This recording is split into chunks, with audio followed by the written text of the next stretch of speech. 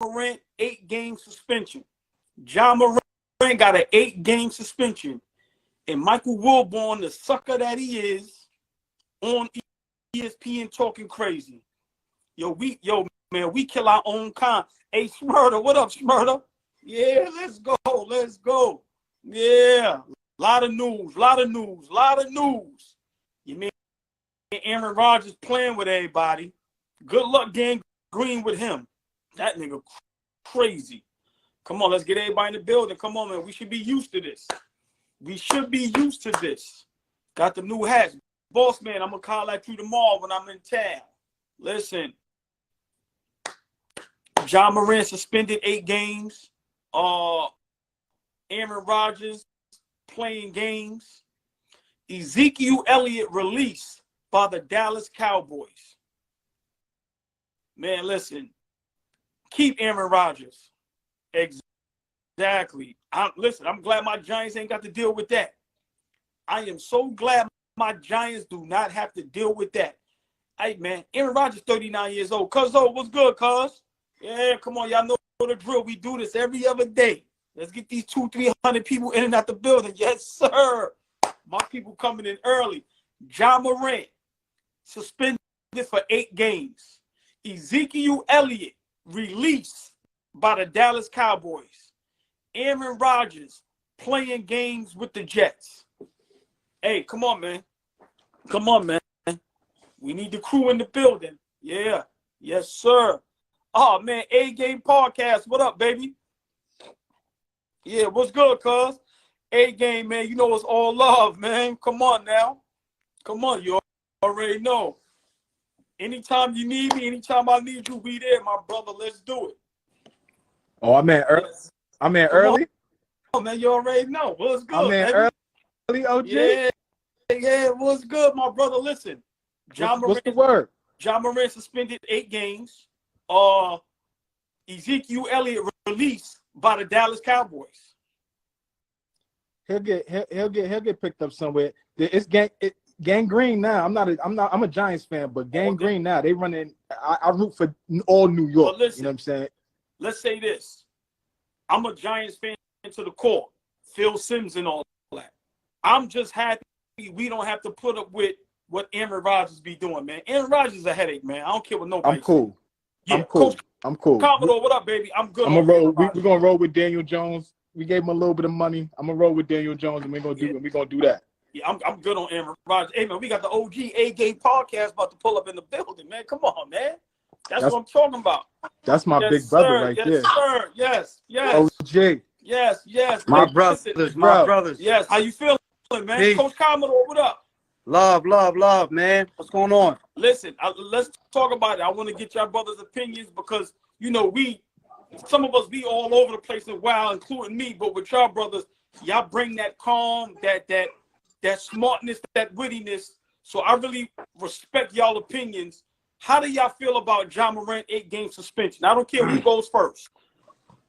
Go ahead, Con. I'm gonna get a floor. I'm gonna get a floor to my big. Nah, don't do that. Come on, man. Come on, y'all. Come on with this hot potato. Come on, yeah, man. You know what, man? And hold on, OG. y'all know that's my OG. That's my boss. Boss man, y'all. All family. Yes. Boss man. What up, Star? What up, OG? Man, OG, peace. Good. Peace, OG. Man, everything good. Peace, brother. You know, first things first. Yes. I feel like it's very, very interesting that we had a whole situation with Kyrie. They tried to vilify Kyrie. They tried everything in their power to pretty much, to smear campaign on that man's name, right? Right. I like Ja. I like Ja. I like Ja. Very, very talented. I feel like what they tried to do with Ja is they tried to, give him a slap on the wrist. That's not what they did with Kyrie. I feel like they pick and choose who they want to make examples out of.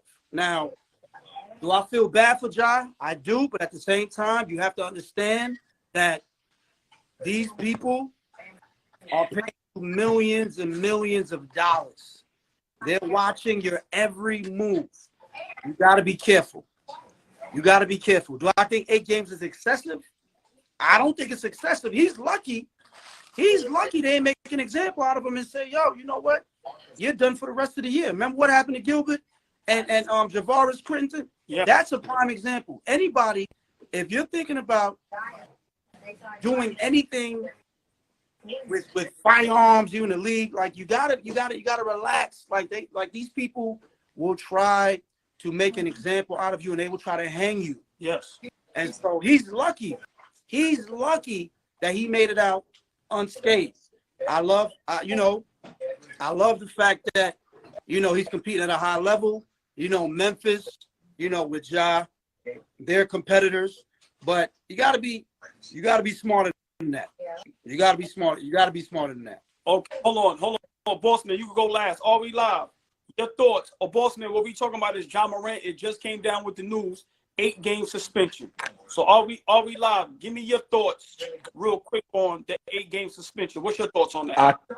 I think from a disciplinary perspective, it was light. I think it was light. I think that I agree with A-game in the fact that they pick and choose who they want to make examples out of, but I think that there's a clear difference with what the NBA we grew up with. I grew up with what y'all were used to seeing, you know what I'm saying, as younger brothers, with David Stern being the head, being the commissioner, as opposed to what it's been over the last 10 years with Adam Silver. I think he's more of a players commissioner. I think he's more of not a iron fist like David Stern. And so I can appreciate the fact that he involves everything else besides just trying to be the dictator.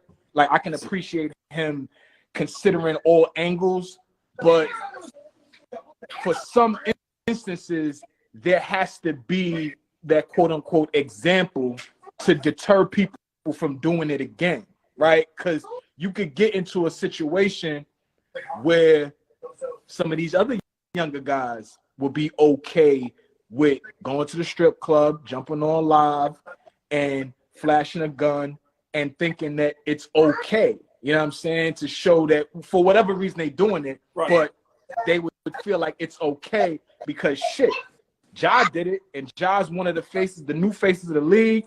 He's a face of Nike, he's a face of Powerade, and he's still good. So I'm gonna be good. So there's gotta, I like the balance, you know what I'm saying, of, hey, don't do that, because you're gonna get a 10-game suspension.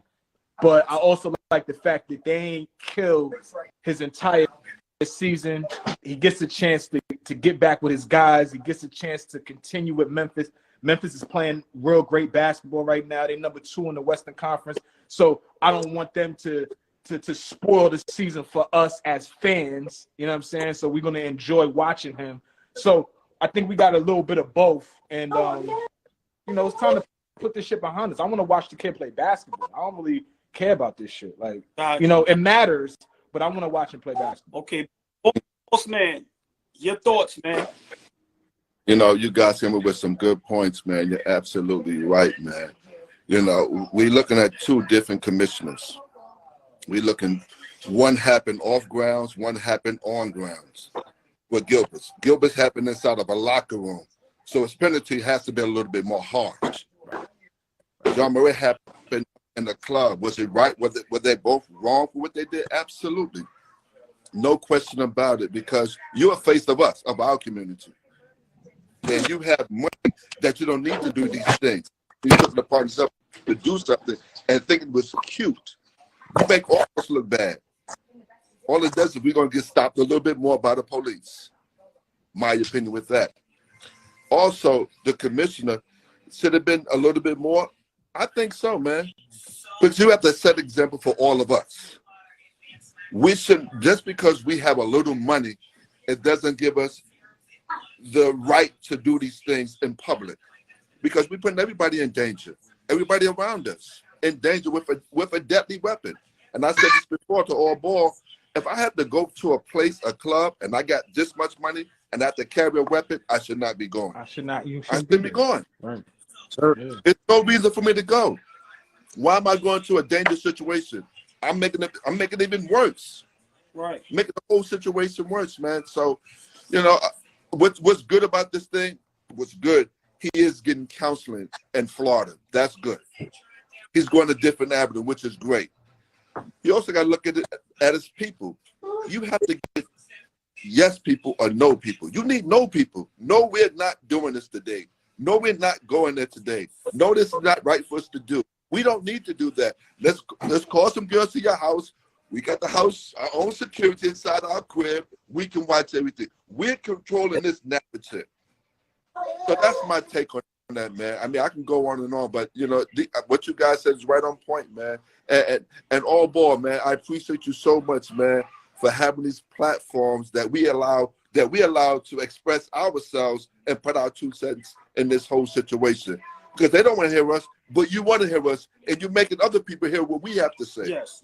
We appreciate that, AB. Yeah, man. Yes. Well, let me just say this real quick. I'm let me just piggyback with each other. Let me explain something to y'all. Boss man, to tell you how I am. Listen, man, mine is yours, and just as y'all appreciate me, I appreciate y'all for supporting the platform and coming on the platform. Because once again, you see how I give it up. Hey, man, if it's up to me, we can all talk on here for hours and hours and hours. So I love to hear everybody's perspective. I love that we all have our own minds. We all have different opinions. But I just love that y'all support the platform because, like I said, nobody's going to do for us what we're going to do for us. But let me just say what I'm just real quick. What A Game said about the comparison with him and Kyrie. So you messed up. Stephen A already came out and said, you know, he said it was personal between him and Kyrie. A lot of these analysts, a lot of the commentators, like I just watched Michael Wilbon, right? And I'm trying to not be a fan of these dudes because they take everything personal. They like who they like, and they don't like who they don't like, and that's not fair. We need to stop doing that with each other. Just because you don't like one, it's right to talk down on them, to disrespect them. He just said a whole bunch of nut stuff about John Morant. Oh, he lost 700,000. But listen, the elder statesman, help. Give positive advice. I don't like that. A lot of these guys take it personal. Like I said, with John Morant, my personal opinion, I don't feel bad for him. He's 23 years old. He knows the decisions he's making. God willing, going to get some help, and now we can move forward. To me, that's what it's about. You make the wrong decision, you get help for it, you take responsibility for it, and you move forward and try your best not to make those same wrong decisions again. So I'm always going to stick by, I don't feel bad for nobody that's worth $100 million. I'm just being sorry. It's a little comedy joke in that, but I just don't. So, you know, I hope he learned his lesson, and I just pray and hope that this man gets it together because his talent is saying it. Some of these in the next 15, 20 years can make $1 billion. Yeah. Like the money is going to continue to keep going up and up and up. So he has the skill set and the talent, whether we want to believe it or not. He can do $250 million contract. That's already $500,000. We're not even including endorsements and money off the field. So these guys really need to understand that. So when you're worth that kind of money, hey man, you're still an employee. You must have jobs. It's certain things we can't do because we have a job. If my job see me with a gun on social media, they can fire me.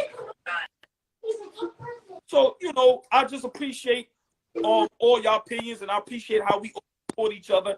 To me, that's what it's about. All support each other, support me. But I hope the young man is getting the proper help that he deserves, and I just hope he be accountable for his own actions and understand he's a young man. He's not a kid. I'm never going to agree with he's a kid. He's a young man at 23 years of age. We all know at that age, you know right from wrong. So that's just what I want to say about that. But the difference between your platform and that what you said was right on point. Kudos to you, my brother. Right on point. But the difference between this platform and TV platform, the scriptorial. This is not. Yes. Think about it. They're owned by Disney. That's a movie. That's a movie. Yeah. It's no longer owned by Nike when they was the sports world of the world and all that. Everything was sports. This is more showing a face. Yeah. For them and controlling the narrative of everybody, what you can say and what you cannot say. Right, right. Because when you talk about when it's personal with Stephen A., if it's personal, say what it is, Stephen A. Why you can't say it? Because they won't allow you to say it. That's why. Right. If you was on the show 10 years ago, you would have said it. Right. But now they're controlling your voice, you cannot say it. So you got to bite your tongue with this whole thing. And if something person with two grown men, you can't talk it out, give me a break with that nonsense, man. You can get to him, he can get to you. So when they talk about that, I just have a little problem with that. You know, all these commentators want to be the savior of all sports. Like they have all the answers to everybody's mess up or infidelities and all this crazy stuff. Come on, man.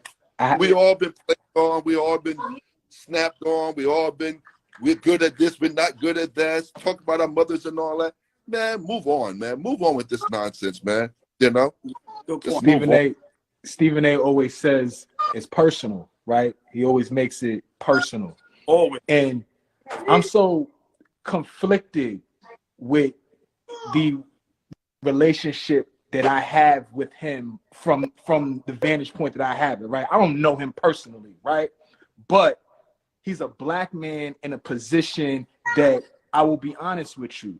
The way that you all ball love basketball, the way that I know my big bro Ron loves basketball, the way I know BOSSMAN does, I love it.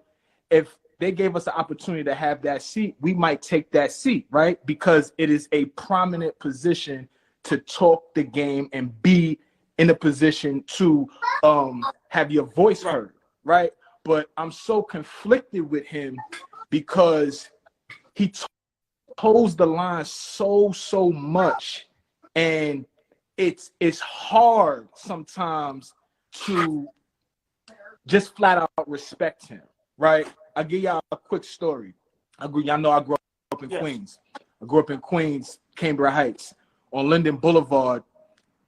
This is when I used to have hair, y'all. So I used to get my hair braided, Right. and used to go to this salon on 224 in Linden. And there was a barbershop in there. Stephen A. used to come to that barbershop. Right. And so I was coming out of there one time, get my hair done, and we happened to cross paths, right? And this is when he's starting to get a little bigger. This is like 2004, 2005. And I'm a fan at this time. And so I'm like, I'm a kid, I'm a high school kid. So I'm like, yo, nice to meet you. How you doing? Right. You know, I shook his hand and shit like that. But I said to him, I just asked him real fast, can I ask you something? He said, absolutely. I said, if you had to tell somebody or give somebody some advice to get where you are, right? Like what you're doing, what would you say? And he was like, I've been asked that a lot, but for my young brothers, for us, right. He's like, yo, you got to pound the pavement. Nothing is going to be given to you. And at that time, I felt like that was inspirational, right? Right. But as I got older, I realized that like he's not doing a lot of reaching back for the younger, for us. He ain't doing what, in my opinion, he should be doing, right? So I wanted to share that with y'all because I'm very conflicted on how I look at him on a day-to-day. He's on TV every day. He's a black man.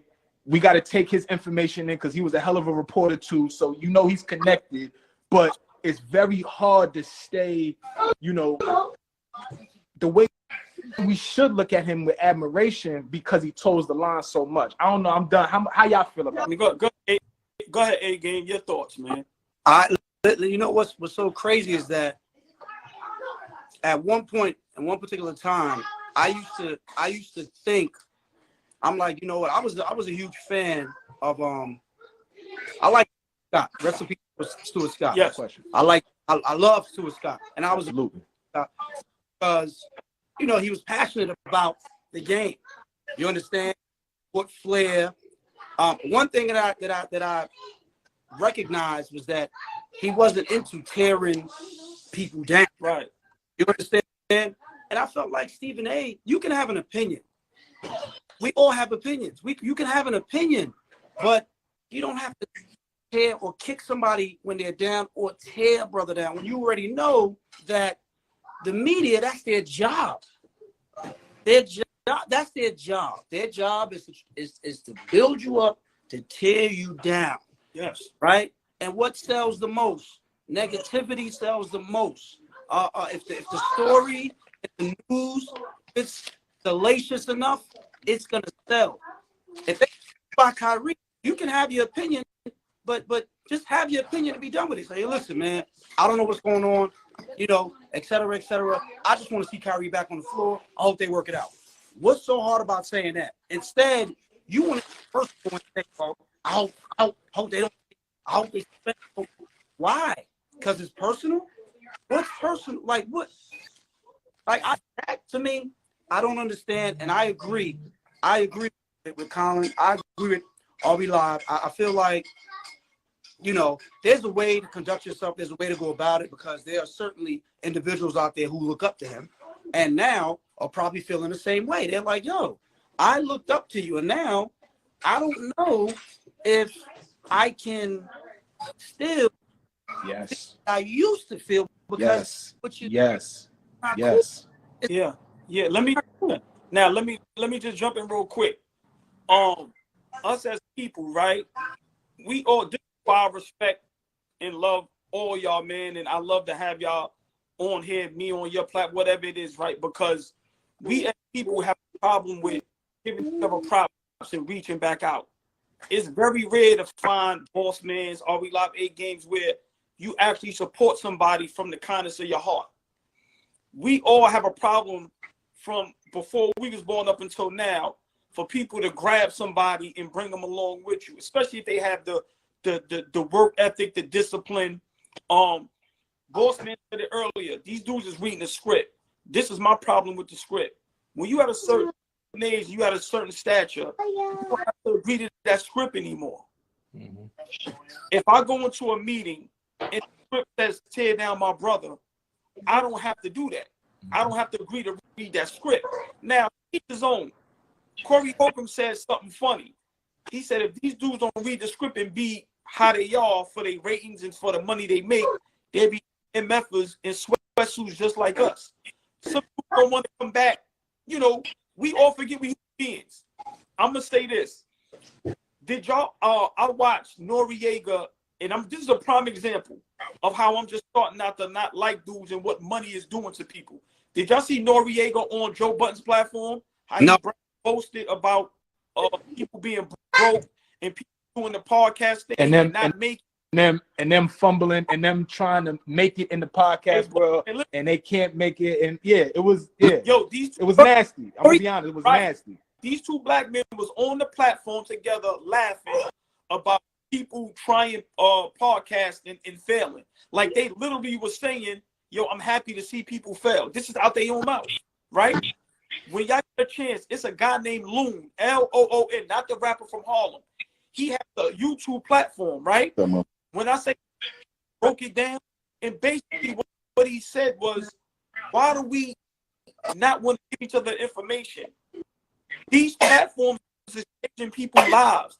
These platforms is helping some of us get out the streets. These platforms are helping some of us feed our family. So why would I not want to give you the information? Why would I not want to help you?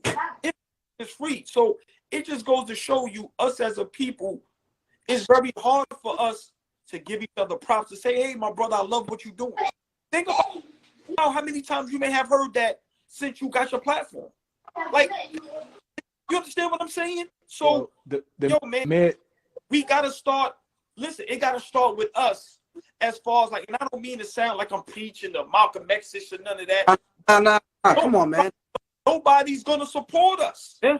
So we have to support each other, but we have to stop being afraid. Hey, BOSSMAN, game podcast. Yo, man, I love what you're doing, my brother. Keep up the good work. You need any support from me, I got you. If I could physically do it, hey, I'm there for you, my brother. We don't say that to each other enough. So, like I said, I just feel we just got to continue to keep on, and keep supporting each other. Because, like I said, if one of us make it, we all make it. You know, That's how I call, look at things, I man. call Ron daily. Oh. Text him daily. A game. I text him. I call him daily to ask him questions. How? What should I do? How should I move with this? Right? Because our two platforms is just about showing love, paying homage, right? And so I'm hitting him and I'm like, yo, how should I approach this? And how should I approach that? And you know what I'm saying? We bouncing things off of each other, you know what I'm saying? And that's how you do it. That's how you really should do it. It's what we holding back from each other for. Like, if you win, I win. Everybody's gonna win. So yeah. Now let me hold on, boss man. Boss man, let me ask you a question real quick, pertaining to all of this, right? Explain, because people really don't understand how important you are to me, how important you are to a lot of people, but just to my neighborhood. What does it take to just be a good brother, man, and to reach out? How many people did you ever know like that? And just give us some of your advice as far as like what we're talking about and what could we do to continue to grow and keep moving forward. You know, again, these are great stories, and I love them, man, because we never know what we're going to talk about. That's the beauty of this. We have no script in front of us, so we have to really think about the things we need to say. So coming up, man, I always around my family, always around my neighborhood, and always around older people helping me to get to the next level in life. And I felt it was my responsibility to take what I learned from them to take it to other people. So I'm sharing information, whatever I'm going to share my money, share my wisdom, whatever it may be. Yes. Even around the neighborhood, like you said, we do a block party. It's not my block party. It's not my block. It's our block. It's our block. If I could find somebody found me a job. So if I can find the next person a job, I'm going to find that next person a job. I'm going to do everything in my power to share information. It was a lady around the neighborhood. I'm not going to say her name. It's really not important, but it's not a bad story. And she was working at this school, college, older lady. And this when technology was really, really getting heavy. And she needed help. She felt like she was going to get fired from the job. I said, hold on. I got you. I'm going to take care of you. I gave her a little script, what they're going to test her on from what I know about computers. Right. Passed. And she was so happy about it. I mean, she just cried right there like somebody actually took time to help this older lady to still be successful in life. So to me, that's what we need to do, man. We need to call each other. I'm just going to jump around to different places. That whole pandemic, I hope we learn from that. We lost a lot of brothers and sisters. Yes. So when the pandemic is over, we stop calling people. We still got to call people, check on people, man. Some of our brothers and sisters and aunts and uncles are living alone. You got to check on them, man. Yeah. As well as we check on them for the likes or what somebody's saying on this internet, you still got to check on the loved ones, your kids and all that, see how they doing. Whether they grown or not, doesn't make a difference. They're in college or not. It's our responsibility to give and stop being selfish. To give. If you got it, pass it on to someone else. Every time I get on this live with you guys, I'll always ask other people to get on. Girls and guys. Because we don't know what the next person is going through. We might have saved somebody's life. Right. One comment might have saved somebody's life, man.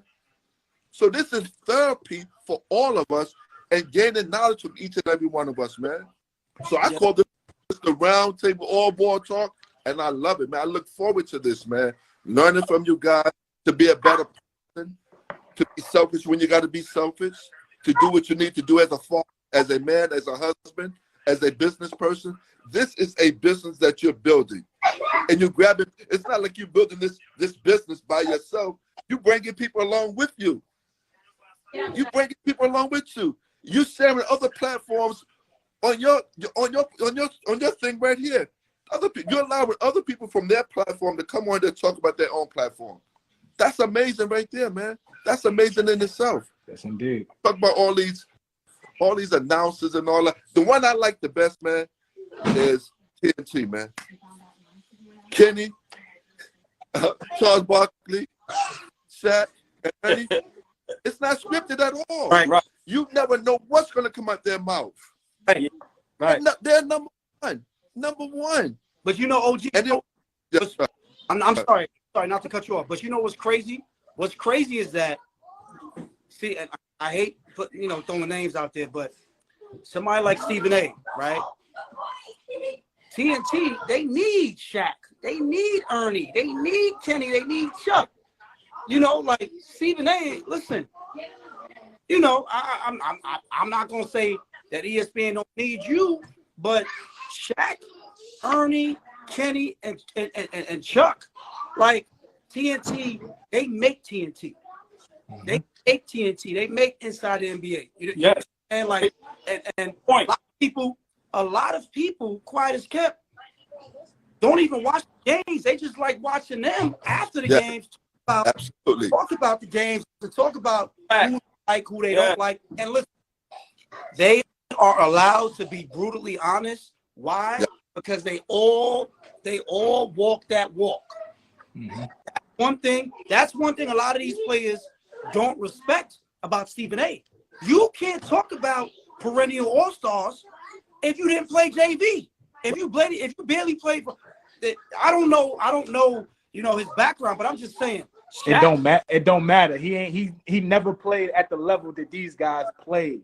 Never had to deal with the stuff that they dealt with. Right. So Shaq is a Hall of Famer. Chuck is a Hall of Famer. Ernie is Ernie. Ernie's a legend. Kenny is a champion. Shaq is a champion. What can you can't, if they critique you, you got to take it for what it is. You got to look at it and say, listen, that's big bro.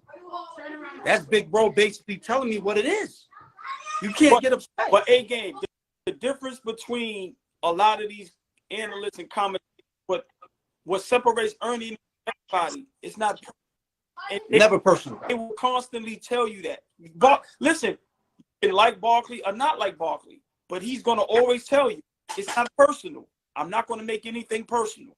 So, my whole thing just with the sports world and just all of us as, young Black Hispanic men, man, and women as well, my whole thing is we just don't have to tear anybody down. Like I said, when we on these platforms and we say this person trashes this person, of course we're exaggerating. Right. That's how we all talk. Right. Anybody that argue and yell about sports, if you ain't never been outside, you'll never understand. That's how it goes. Right. But the point is just, if you can't help, my father always told me, if you ain't got nothing nice to say, you're not going to help, just don't say nothing. Right. So a lot of guys on TV, just don't make it personal. That's just my only opinion. Stay within stay within the lines. Talk about the game. Talk about the game. Some of these guys talk about their game. Now, like I said, John Morant, before we get off that, made a mistake. Now let's see what happens going forward. But Ari Live said something earlier. I'm over this shit. Yeah. Now, very much. Let's get to basketball. But everybody makes great points, and I just pray and hope that just a lot of us, social media, I've always said, if it's utilized the right way, which I think we're utilizing it right, sky's the limit. Sky's the limit. So, I just pray and hope that all of us make it, man. However, whatever, it is that you want to do in life. 100%. I hope we all make it, man. And like I said, we just got to keep supporting each other because support is free. Yes. Information is literally free. So, yeah. You said something that was important. And somebody said on one of the comments, we need to pray for Morant. Yeah, we do need to pray. We all need to pray. We are praying for the young man. Everybody's praying for him. We don't want to see this young man fall. We're not here to scrutinize someone saying you did the worst thing in the world. We want you to learn from this mistake so our kids can learn from this mistake so they won't do it. It doesn't carry on to nowhere else. So we all praying for our brothers and sisters to do well in life. Every last one of us, man. And I get a great platform, man, because you don't know what you're going to talk about, man. Yeah. We get ready to talk about this. I think we're going to talk about NBA playoffs or college. No, but hold on. I got a topic for us right now. Y'all, hold on. We got the Black Power, the Wakanda out the way, right? Now, hold on. Look, now let me ask y'all a question. But all jokes aside, everybody made great points. Everybody is articulate in what they say, and all y'all guys is very smart. And trust me, a lot of people listen to y'all, listen to all of us, and I appreciate everybody's opinion.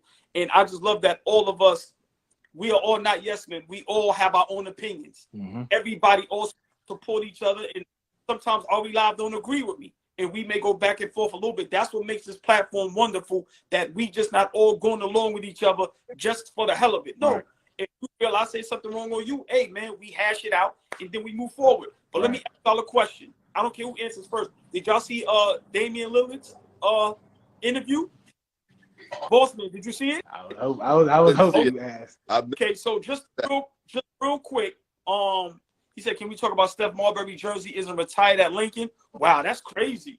Hold on, we'll get to that. You know what we like to do in the comments? We show love. We'll get to that, but after this.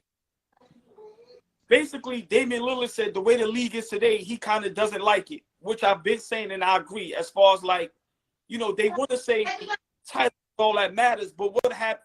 Why doesn't the journey matter anymore? Meaning like regular season games, the struggle, camaraderie, competition, you know, just what you go through with your teammates, which I totally agree. So let me ask y'all opinion. Do y'all think NBA today, the way guys are getting rings, which I think is kind of a cheat code? I'm just being honest with you. If Kevin Durant is literally able to go, they look like if I go there, we could win a ring. I'm going there. I don't like that for the game. I'm just being honest. I don't mind a superstar and then maybe a but. So prime example, and I'm gonna let y'all go. I don't mind KD. I don't mind LeBron and AD. I don't mind Kawhi and Paul George. I don't mind Curry and Clay. But I do care that Phoenix has a championship core team, and then you just drop a super duper star there. I don't like that. I'm just being honest with you. How do you be the best if you're not competing against the best? If you're teaming up with the best? I don't get it. So any of y'all can start first. But what are y'all thoughts on what Damian Lillard said? I think it's I think today's NBA player, superstar level player, is in such a tight spot. And what I mean by that is you got to be dedicated to your craft. You got to be dedicated to being the best, the best at your position, and then one of the best players in the league, right? Like you striving for that. At the same time, you're striving for a team accolade. Like we forget that winning is not going to happen by ourselves. Like a team accolade we striving for, at the same time trying to play at the highest level with the talent that we've been given, right? But a lot of these guys, we grew up in a time where any time, I know when Shaq has ran, we were just talking about TNT, right? I know when Shaq has ran out of jokes, when he says, all right, Barkley, I got a ring, you don't. I know he's run out of jokes because he goes straight to the rings, right? So he doesn't have anything else witty to say. Oh, fuck it, I'm gonna just go to the rings because that's easy, right? And that's an easy shot at Chuck. That's an easy shot at Allen. That's an easy shot at Carmelo. Easy shot at Patrick Ewing, Reggie Miller, right. Carmelo Anthony, Damian Lillard soon, right? That's an easy shot. These guys is trying to avoid getting those shots at the same time as still being competitive. So I just think that today's, superstar level player is in such a tight spot with, do I gotta really care? What has to be at the priority list? Winning or being an all-time great? Sometimes they collide and you can do both. But a lot of times you either gonna do one or you're gonna do the other, and you just gotta respect who I am as a basketball player.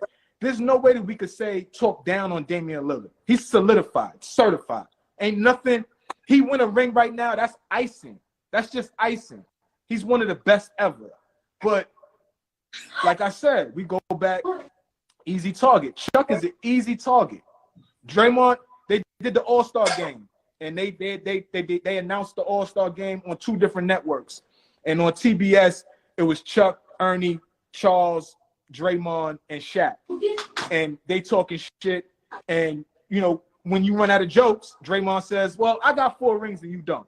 Right? It's it's the culture. So now, what do you expect these guys to do? So that's how I feel about it. No, excellent point, man.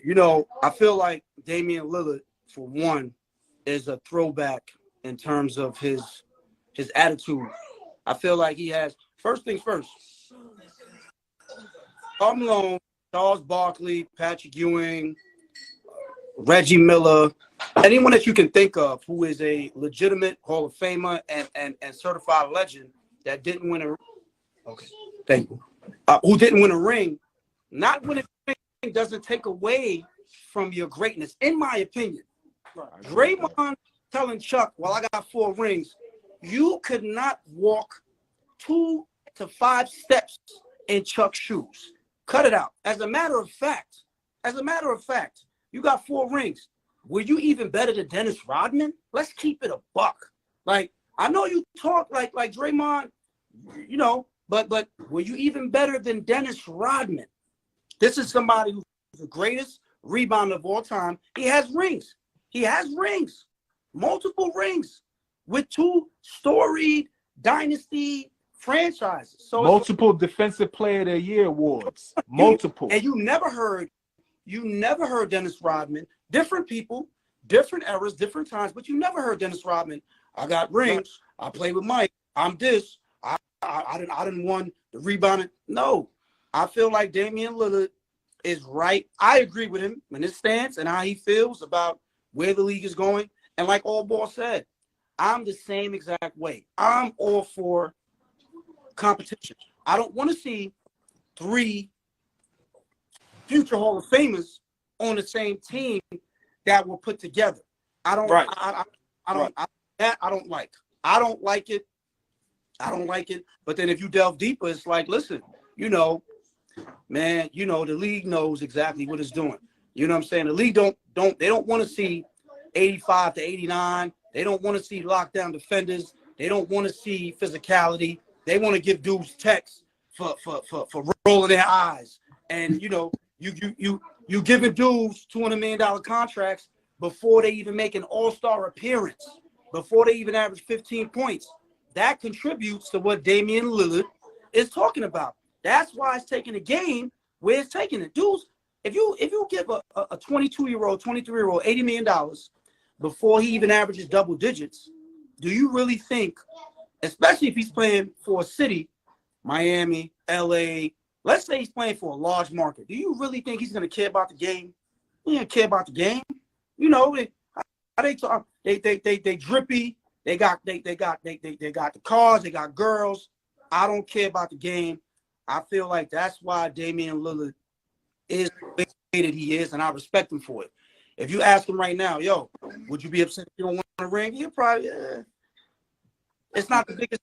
He's already solidified. Like Colin said, Damian Lillard is already solidified. So I agree with his stance about not liking the way, the direction the league is going in. And he even said, OG, you didn't see it, but he said he doesn't even see himself playing. He hinted at that, and he said it, like playing like that long with the league going the direction that it's going in. I thought it was profound what he said.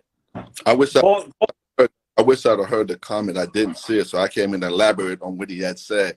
But I have a snapshot what you guys just told me. So that's powerful, man. Because again, he's in the league, so he's seeing things we not seeing. We outside. Right. So I'm going to comment on this way that yes, it's 2 leagues. It's 2 leagues. It's the N1 league, regular season, and then it's the NBA for playoffs. Because that's what was put upon them. People wanted to see a lot of showtime, a lot of dunks, a lot of crossovers, and all that.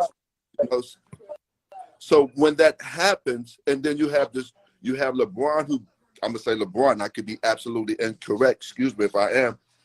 The All-Star game is picked upon guys in the street. That's what we did. We picked the best players. You're going to pick the best player. That's how it's supposed to be. So is that good for the league? To me, it's good and bad for the league because it's good that you can pick your friend to play with you, but it's bad when you see an All-Star game and they're not doing nothing. It's just like practice. I don't want to see that. the last, and I told All Ball, the last good All-Star game I saw, and I was there live, was when Stephon and 2001. Man. Yeah. That was 2001. Yeah. Oh, I was there. That was mean. But again, all this stuff that's going on with the league, we have to realize, somebody said it before, it's about money, man. People protecting their investment. People are protecting their investments.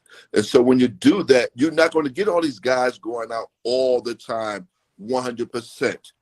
Unfortunately, that's sad, because we want to, when we see MCs on the stage, they go all out. I don't care. Right. They go out, they jump on the stage and all that. Baseball players go all out. Football players go all out.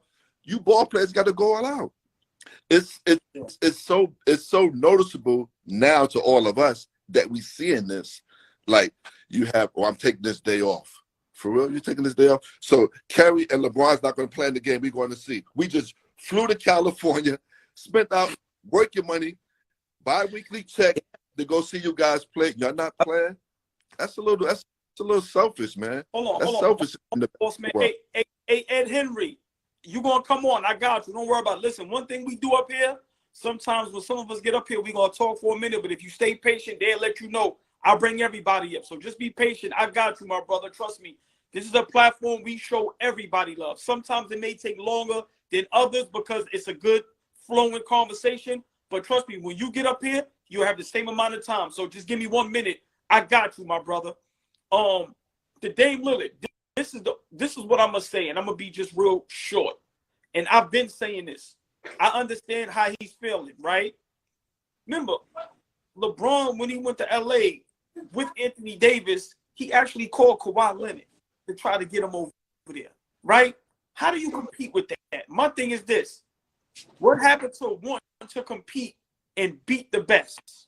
I'm not saying if you don't have no help, not to want no help, but what happened with letting the GMs do their job?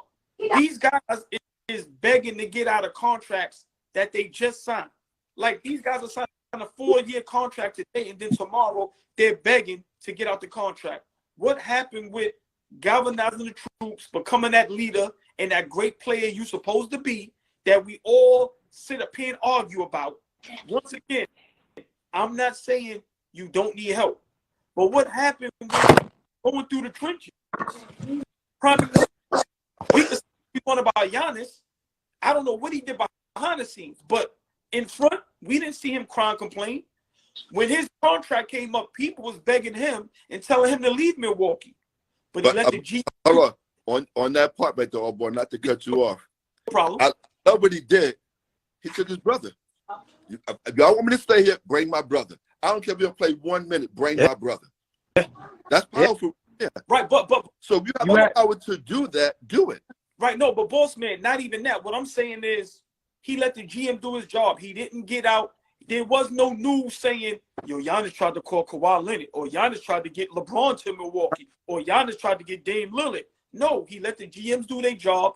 And when the GMs know what they're doing, they go get Brook Lopez's and Drew Holiday's, who the league gave up on, and people thought they didn't even have no more game left. Go ahead, Aubrey Live. I know you want to say something. No, I'm gonna say one thing, guys. Listen, I'm gonna let other people get on, man. I'm gonna still be with you guys, man. I gotta watch Jeopardy right now with my wife. Yes. I gotta be there tonight. Hey, man, my grandmother, that's my grandmother's favorite show. Go ahead, though, boss man. Yeah, I love y'all, man. Appreciate you, OG. All right. Yes. Go ahead, Aubrey Live. Hold on. I want to let Ed Henry get up here, man, because once again, man, he's been Go ahead, though, Aubrey Live. I'm a shout out too. Okay, no problem. Yo, you already know what it is, man. I appreciate you, brother. Hey, gang, hold on. Before you get up, I just want to always say, I'm gonna holler at you this week. Yes, I know you be busy. Do your thing. You're doing great work. I'm always tuning in, and I appreciate you, my brother. You hear me? Come on. Listen. I are incredible. Guys are incredible. And like AllBall said, we have to continue to support each other because support is free. Are we live? One of my favorite platforms. AllBall, one of my favorite platforms. Basketball. Yes. I appreciate you brothers immensely because you guys keep pushing me. Yes. You understand? So and just as much as I hope you guys enjoy, you know, what we do, I love it. So it's always 100%. I appreciate you brothers. Yes. Always. Know that. Have a great night. Ron, Yes, I'm gonna holler at you this yes, week. sir. Okay. Right back. Now, yes. Now, Ed Henry, come on, man. You can't want to come up here and we can't even get you on the screen, brother. Yo, I'm right here. Can you hear me? Yeah. We can't see, but we can hear you. Come on, let's get it. What's going on? How you feeling today? How do I get on screen? I'm new to You might I don't remember. That's your phone. I don't know if you have the camera, but listen, the screen is dark and it's like buffering. So go ahead and drop off and I'm gonna bring you right back on. Drop off. All right. Brother. All right.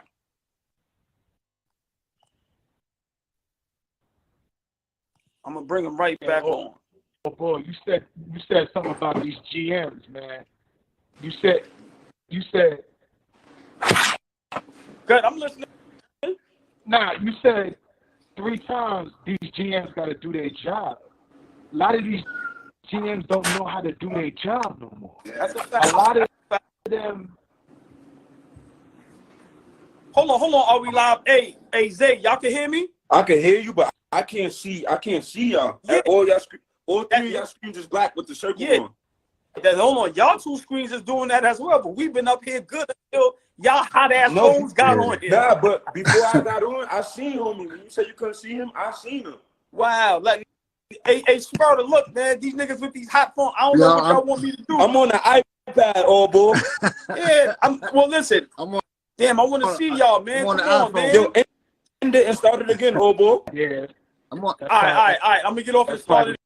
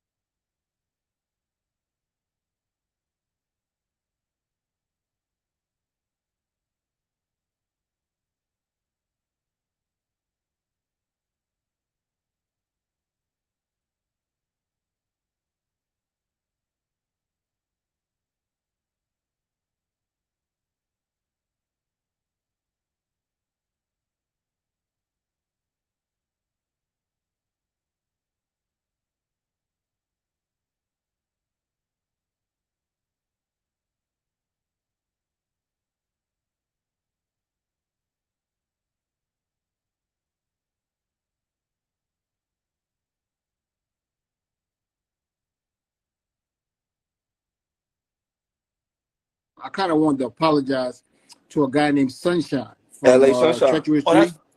family, LA Sunshine. Yes, because as a young guy, Riverbank opened up, I think, in like what, 91, 92. Wait, And I was like 21, 22. But anyway, Sunshine was there along with T-Berry. And as a youngster who don't know no better at times, you know what I'm saying? This kind of going to the John Morant thing, even though to not that extreme. A lot of us at times don't want to listen to the older guys who came based on what they look like, right? I didn't know he was down with Treacherous Tree because the way he was dressed.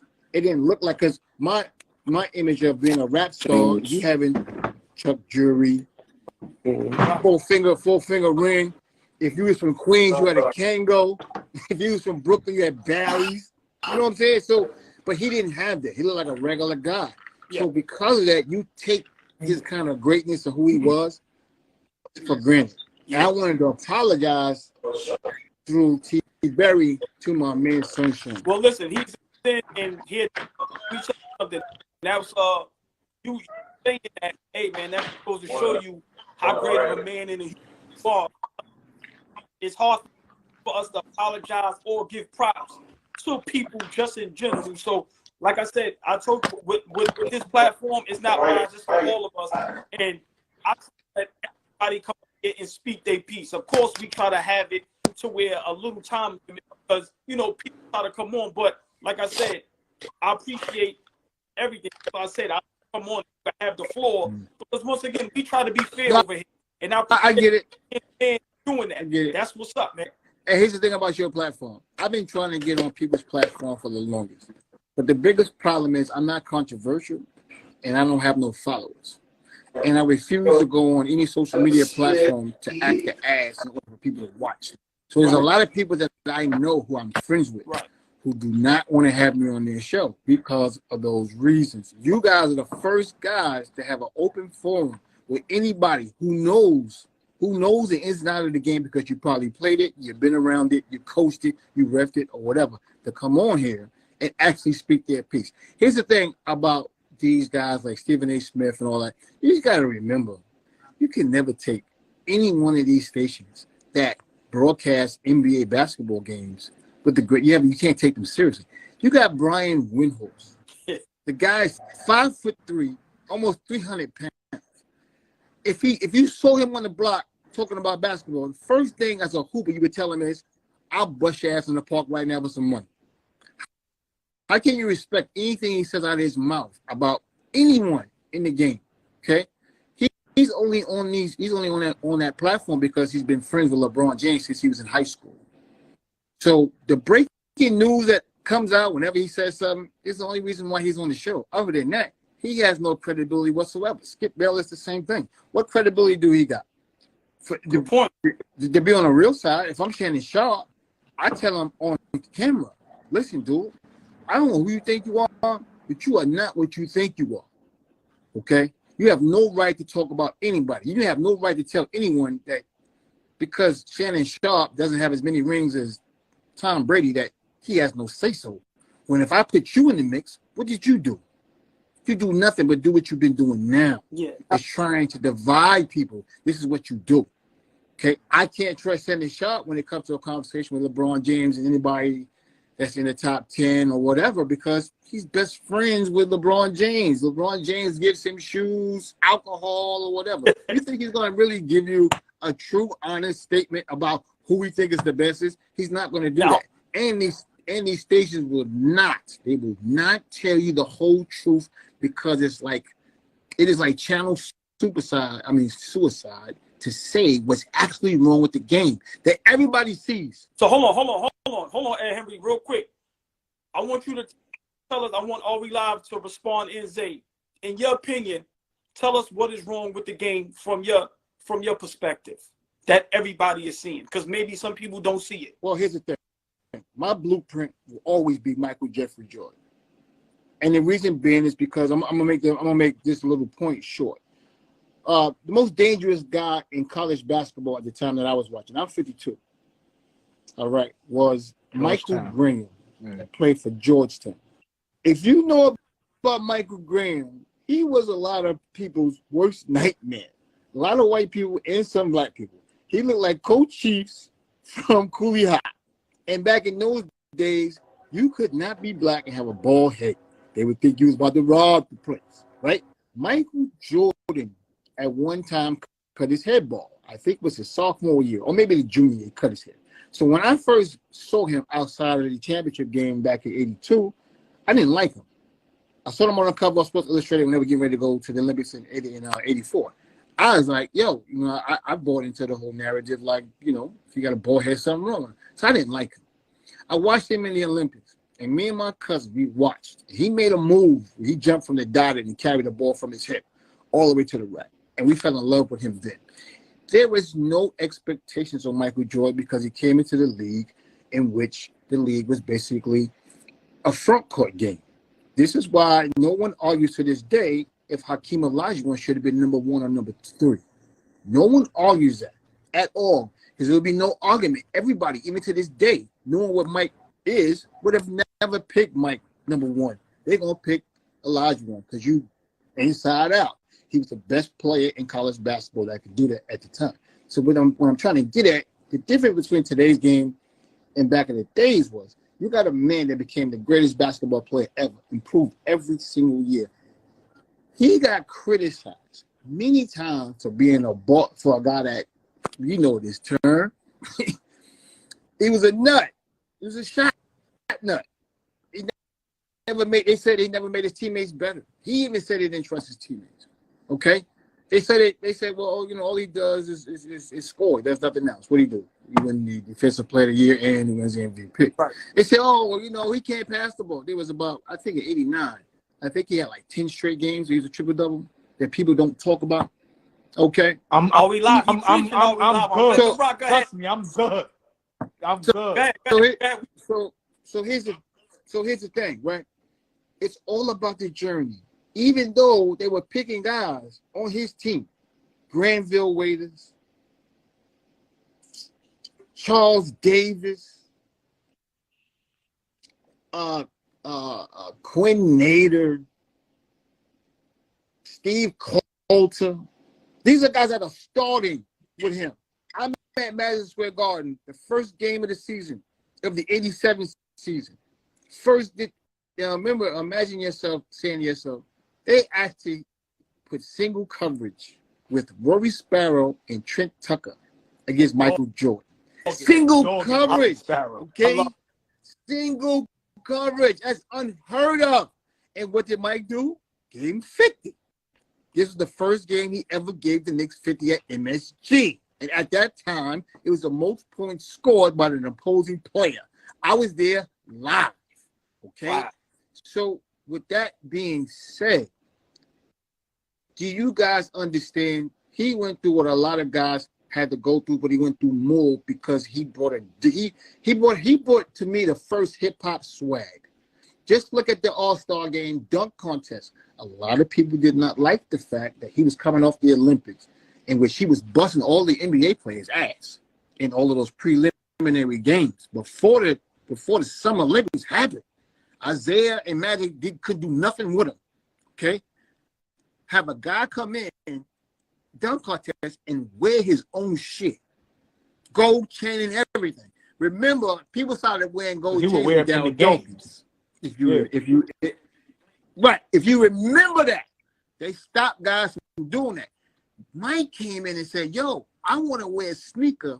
I want to wear a sneaker color that matches, but it doesn't match the uniform." Nike said, "You know what? We're gonna pay the fine. You wear the shit."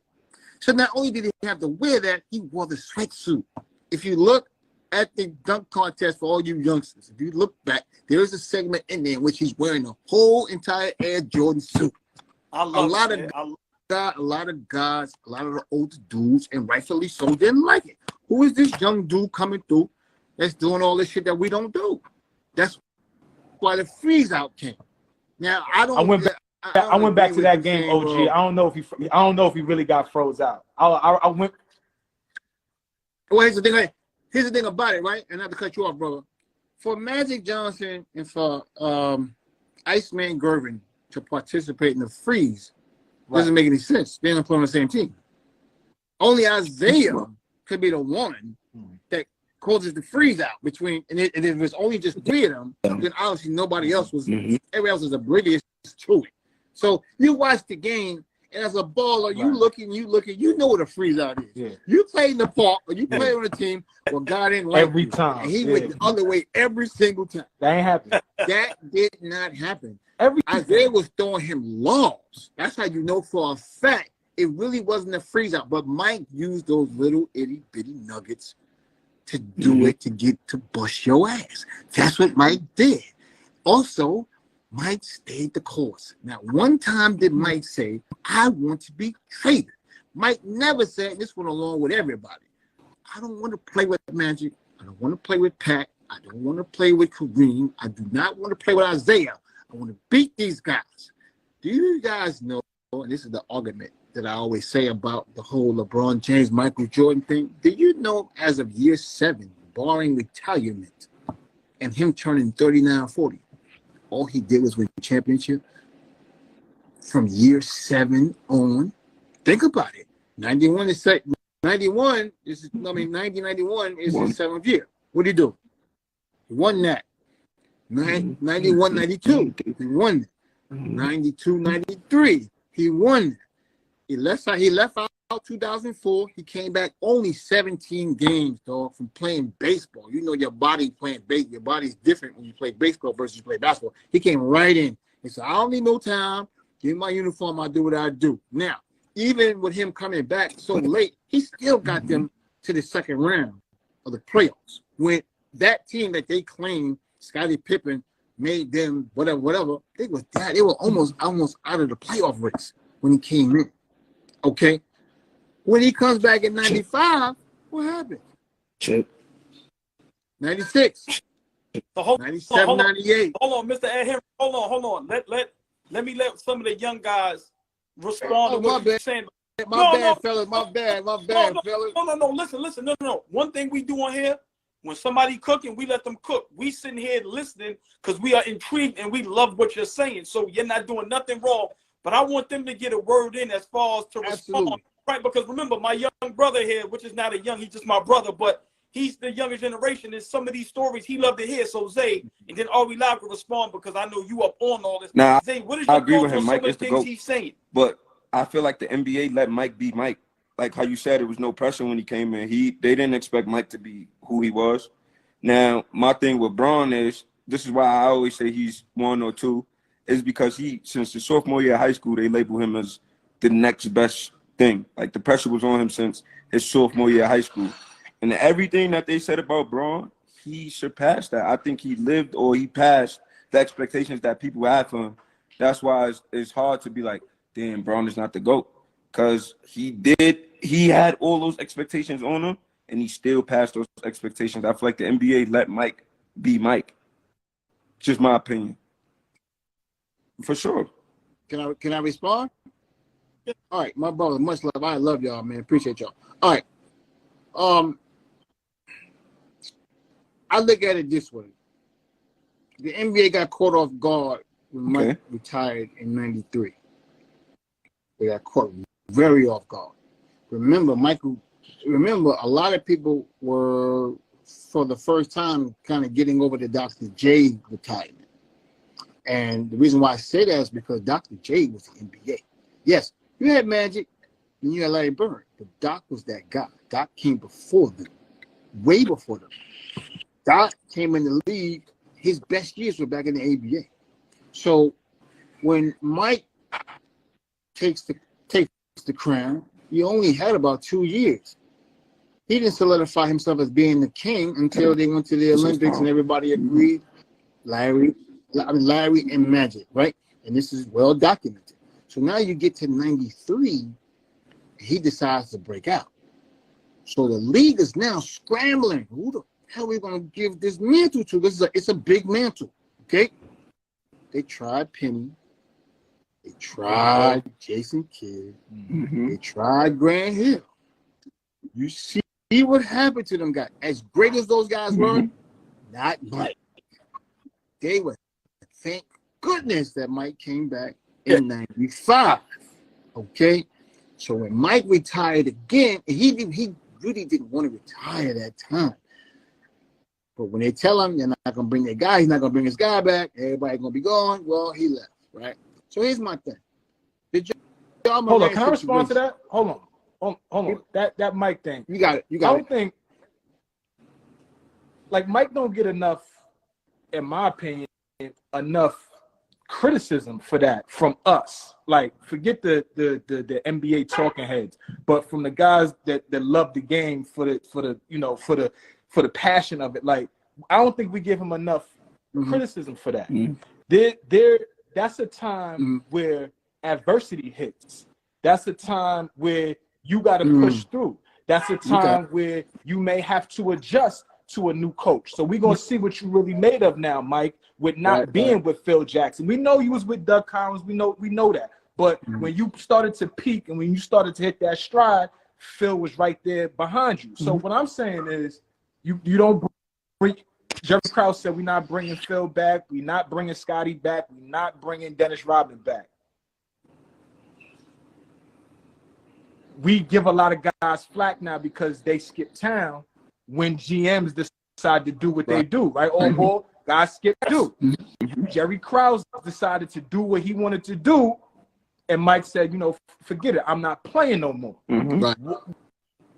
Maybe the criticism is not the best word, but why we never have nothing to say about that?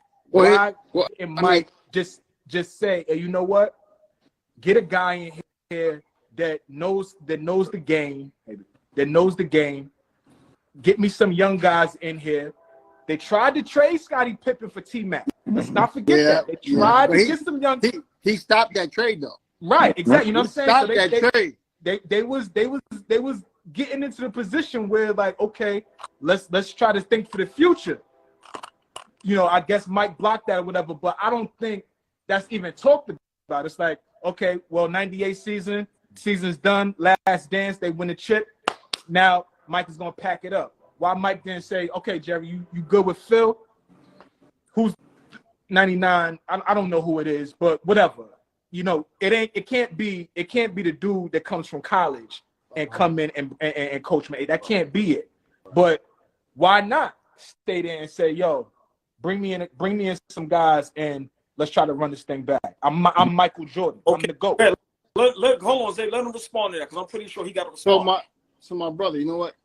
That you bring up a very good point, because a lot of us old heads, we really don't think about that. We think about what Krause did. We think about what Krause did. We don't think about what Mike did at the end, because nobody makes Mike leave.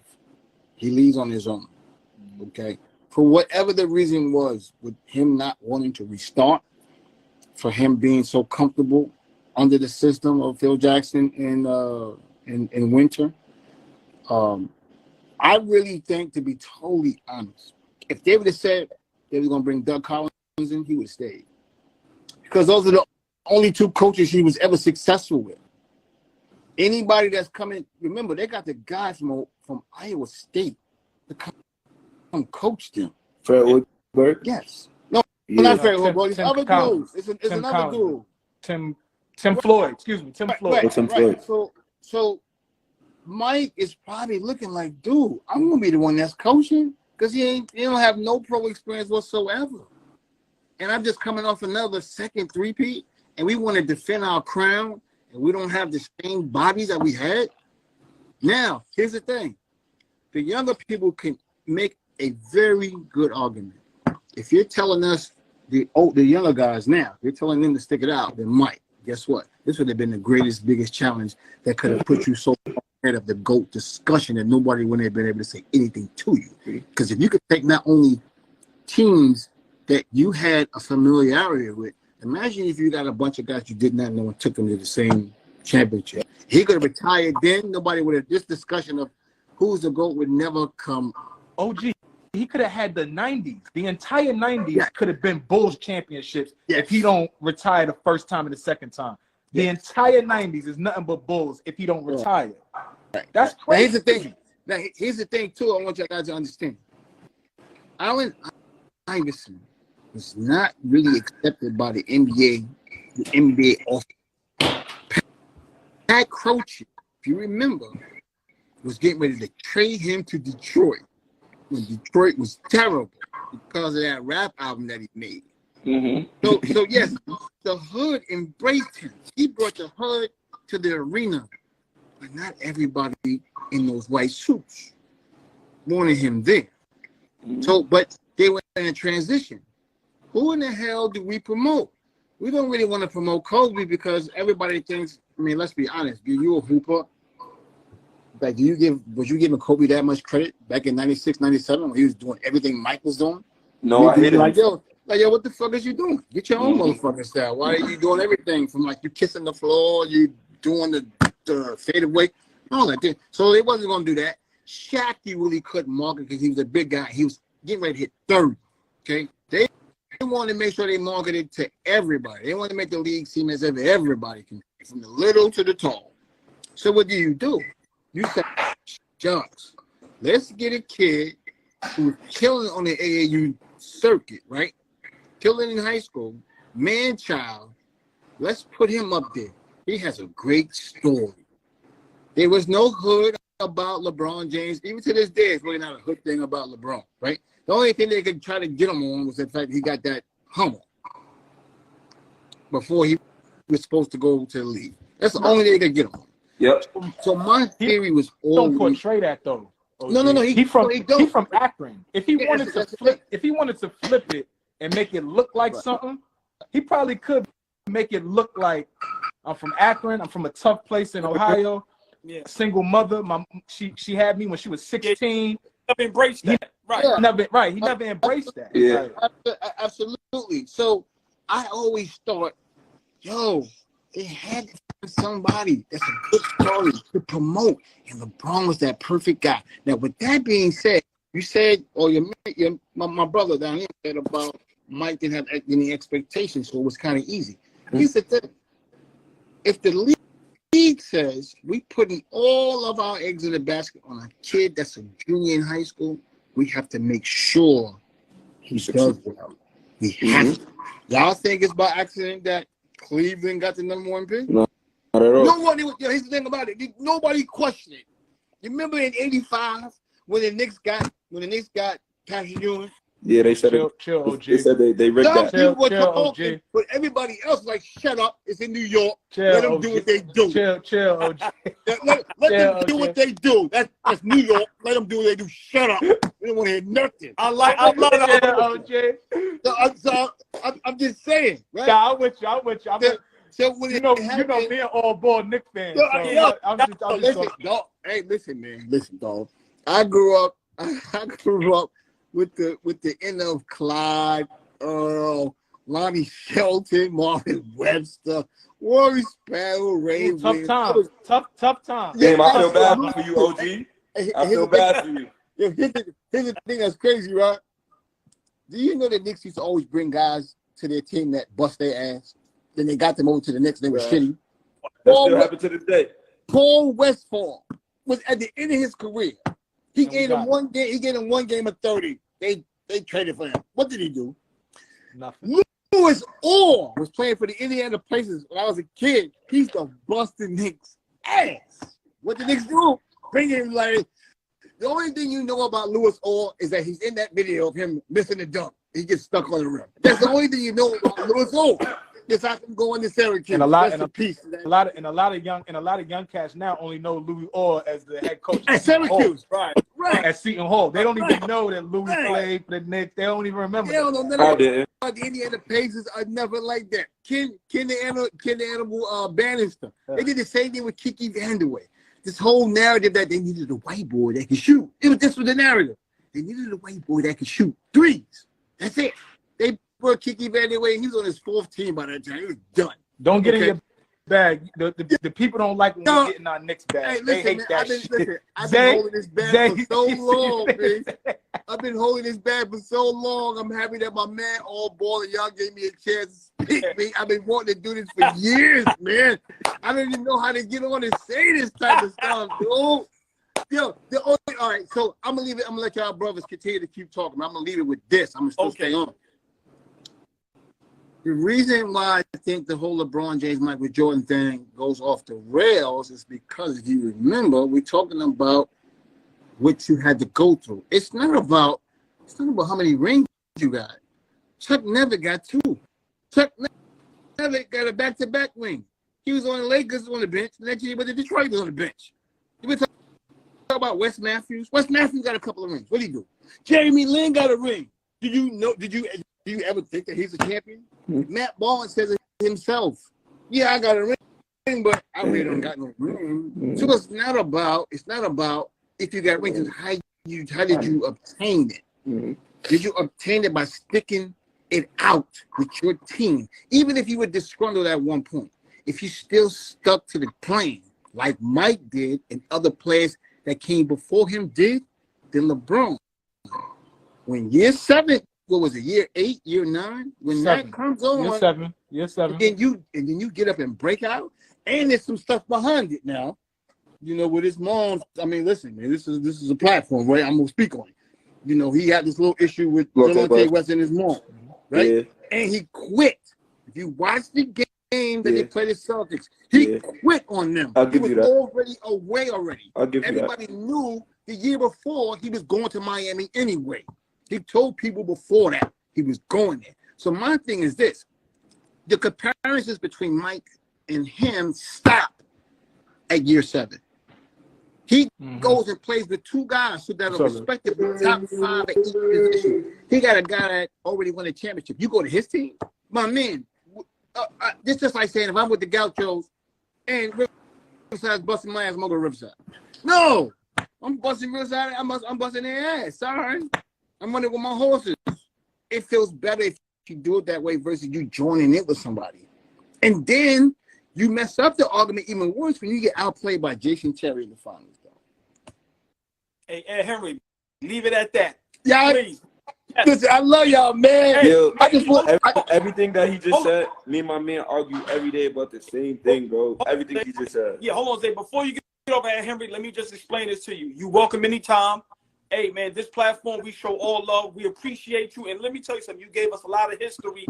And trust me, man, we took it all in, and we appreciate everything you did. And you welcome anytime, my brother. Sorry if I talk y'all guys off, my brother. We love it, OG. We appreciate that. We love that. That's what it's called, bro. It's called all ball. Yeah, we love it. Yes. Like, we appreciate that. I'll say this, my man. Basketball saved my life. I didn't make a dime from it. If y'all can think about that. Yes. Especially going to in the hood, you got other stuff going around, and all you have is the park, the hoop. Yeah. And then by the time you get out the park, you're ready to go home and chill out and go back to work the next day. Yes. So basketball, so I am really deep. And I played a little high school. I played college. I worked out with some pro teams. I know Tommy Archibald. I played against Gus, Felipe, Steph. No. So what we gonna do next time we on live? We need them stories, man. Word. I got plenty of stories now. All right, especially about Steph. Listen, we need them stories. Next time we get you up here, we need them stories, brother. What's your schedule with this now? I think it's every day but Thursday, right? Yeah, no, but we go on. Listen, I do on live damn near every night. So what I do is the next time I go on live, which will probably be tomorrow night or even tomorrow afternoon, I know how to do it where I can add you and you come up. But we definitely want them stories, man. Thank you, my brother. All right, man, I love y'all for having me. Love hey, man, we appreciate you, bro. We appreciate you. All right, yes, sir. I'm gonna keep watching. Y'all do all right. Yes, sir. All right, now. Yes. Hey, man. Oh, boy, you want some like bring the people together, like you like the little nigga from Soul Food when he got all the family together, bro. Like you just want to get the family together, bro. Hey, I hate him, man. They was about to break the family up with Big Mama. Nah, they about to break the family up. My nigga got everybody together, bro. Everybody together. You the little nigga from Soul Food, bro. You getting everybody together, bro. Old generation, oh, man. Where Mel at? Where the fuck Mel at? Hold on. Mel, you know this nigga got 6 pages. Man, yeah, Mel is out of control, bro. Mel, where the fuck you at, I wanted to get Al Lewis up here, man. He just get basketball. Hey, Matt Guard, give me a minute. Bookie Guard, waiting for a minute. Matt Guard, I'll bring you up next. Bookie Guard, what's good? Bookie Guard, bro. Nah, Soul Food is him, bro. Soul Food, bro. Yo, Bookie, what up? What's good? Yo, bro. Late AD last night. Looking good, yeah. But he ain't getting to win tonight. We about to be Did you see the best 3-point shooter in the league last night? So hold on. on. Let me ask y'all a question while I got y'all up here. Hold on. We before the first live, we had to jump off. We were talking about Damian Lillard. Let me get y'all to real quick. What is y'all thoughts on what Damian Lillard said? About how he don't like the ring chasing culture? Right. Yeah. Give me your honest opinion on it. Because remember, this is your generation. I respect. He's a real that one. though. I respect that. Bro, he got an old soul, bro. He's a real one. I respect it. Nah, He's a I real ain't gonna lie. I one. respect that, Boogie. He got an I old ain't soul. even mad at him. Like, niggas is wild. It's getting too wild because everybody can have their own team and niggas can thug it out like that. But niggas is wilding, bro. Like, and it hurts me to say this, bro. It hurts. It hurts. But bro, he wild out, bro. That's what me like. He wild out. So now you can't really say nothing to nobody else because he really wild out, bro. So it's him, bro. But It's him. we live. I know you want to say something. Go ahead. Nah, I was saying, like, yo, what do we expect from a nigga that come from Oakland, who wasn't highly recruited, went to Weber State, had to grind in Weber State, go to college in Utah. The nigga comes from Oakland. The nigga had to go to college in Utah. You ain't say he got cut from his high school team. Bookie got cut. Hold on. You ain't say he got cut. Come on, you Bookie. Understand? Come on. You understand? Yeah. Come on. You feel me? Come on. Gets drafted and has to go to Portland. Like, yeah. I don't expect nothing else from that type of nigga. He's going to want to grind. He's a real one, bro. He's official. He got cut from Hey, Al Lewis, follow me. I need you to come up here. I want your opinions because you up here. You say you're a basketball fanatic. I want your aspect on this stuff. So hold on. My two young boys, my two brothers, y'all kind of agree with what Damian Lillard said as far as like, for sure. And I've been saying this. Yo, man, the competition is starting to look too lopsided. But it's not really lopsided. But bro, all of these niggas listen could to me, have their y'all. own team. I don't know if y'all heard me say this shit before, but I said the NBA is the WWF. It's entertainment, man. It's no more real. This shit is the WWF. NWO white and black versus NWO black and red, baby. Who you down with? Which one, bro? And it's lit. Only a couple. There's only a handful of real ones. Dame being fact. one of them. Yeah. Dame being one of them. But like Braun just said, though, it's more entertainment than it is basketball right now. If we go. All right, so can I ask y'all a question? Do we not respect some other rings and respect some other people and respect rings? Yeah, Giannis' ring is more respectable than KD both his rings. There's no way we can still respect one team, man, and leave that. Your Wi-Fi is ass right now. Go ahead. Yeah. Are we live? I don't downplay rings like that. I feel like we could go back to in history 30 years, 40 years. If you look at every championship series, some shit happens.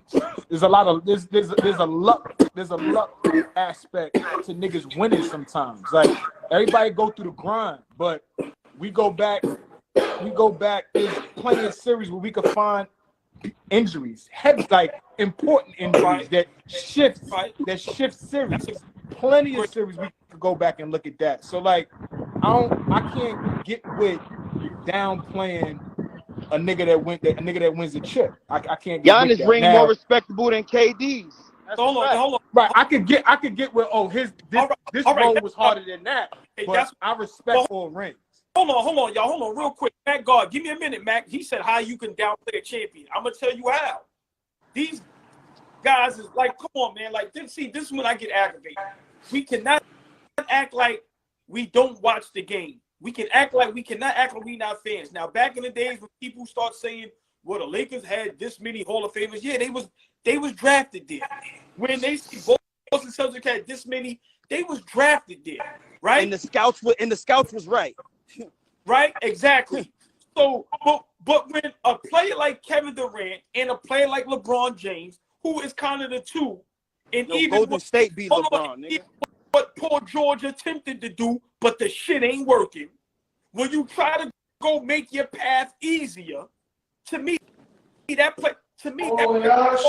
you great. I'm sorry. I'm just being honest. Y'all could be mad at me. I can be wrong. But what Kevin Durant is doing, I'm not saying he's not a great player, but what he's doing, he's not amongst the greats with me. I'm just being honest with you. When it talks about being that dude, I can't put him up there. Maybe his skill set, but being a leader of a team, getting you through the ringer, your brother ain't that. I'm sorry. Yes, a fact. Kyrie tried it. It didn't work in Boston. Went over there, tried it, and they all shook up. You understand? Kyrie need LeBron. Kyrie love LeBron. Called LeBron on after that Celtics shit and was like, yo, bro, I apologize, my brother. You know, I'm sorry. You feel me? Come on. We brought up Barkley a little while ago, but see, I know what you're saying, Ball, but like you said, let the GMs do their job, right? But the superstars have influence on the front office. The superstars could go up top and have a quick conversation and say, hey, I'm done in Green Bay. Can you start making a deal with the Jets because I want to go to the Jets? That top tier player has the ability to go and say, yo, let me do this. So when Barkley is fed up in Philly because Dr. J and Moses Malone not there no more, and he's playing with Hershey Hawkins and me, and he says, oh, I want to go to Phoenix. Yeah. See, we don't say nothing about that because now the GM is going to do his job and make a trade. Okay, now I don't win in Phoenix. Well, get me over to Houston. Let me go play with Scotty and let me go play with Dream. But now, we don't get into that. Now hold on. The part where you say the Phoenix part, I'm gonna tell you why I disagree. Now the Houston part, he totally wrong for that. But I'm gonna tell you why I disagree with the Phoenix. That Phoenix Suns, nobody on there was at that time one of the greatest at their positions. Kevin Super duper Johnson was a top 5 point guard in the league. Don't do that. Stop. Don't do that. Stop. 93.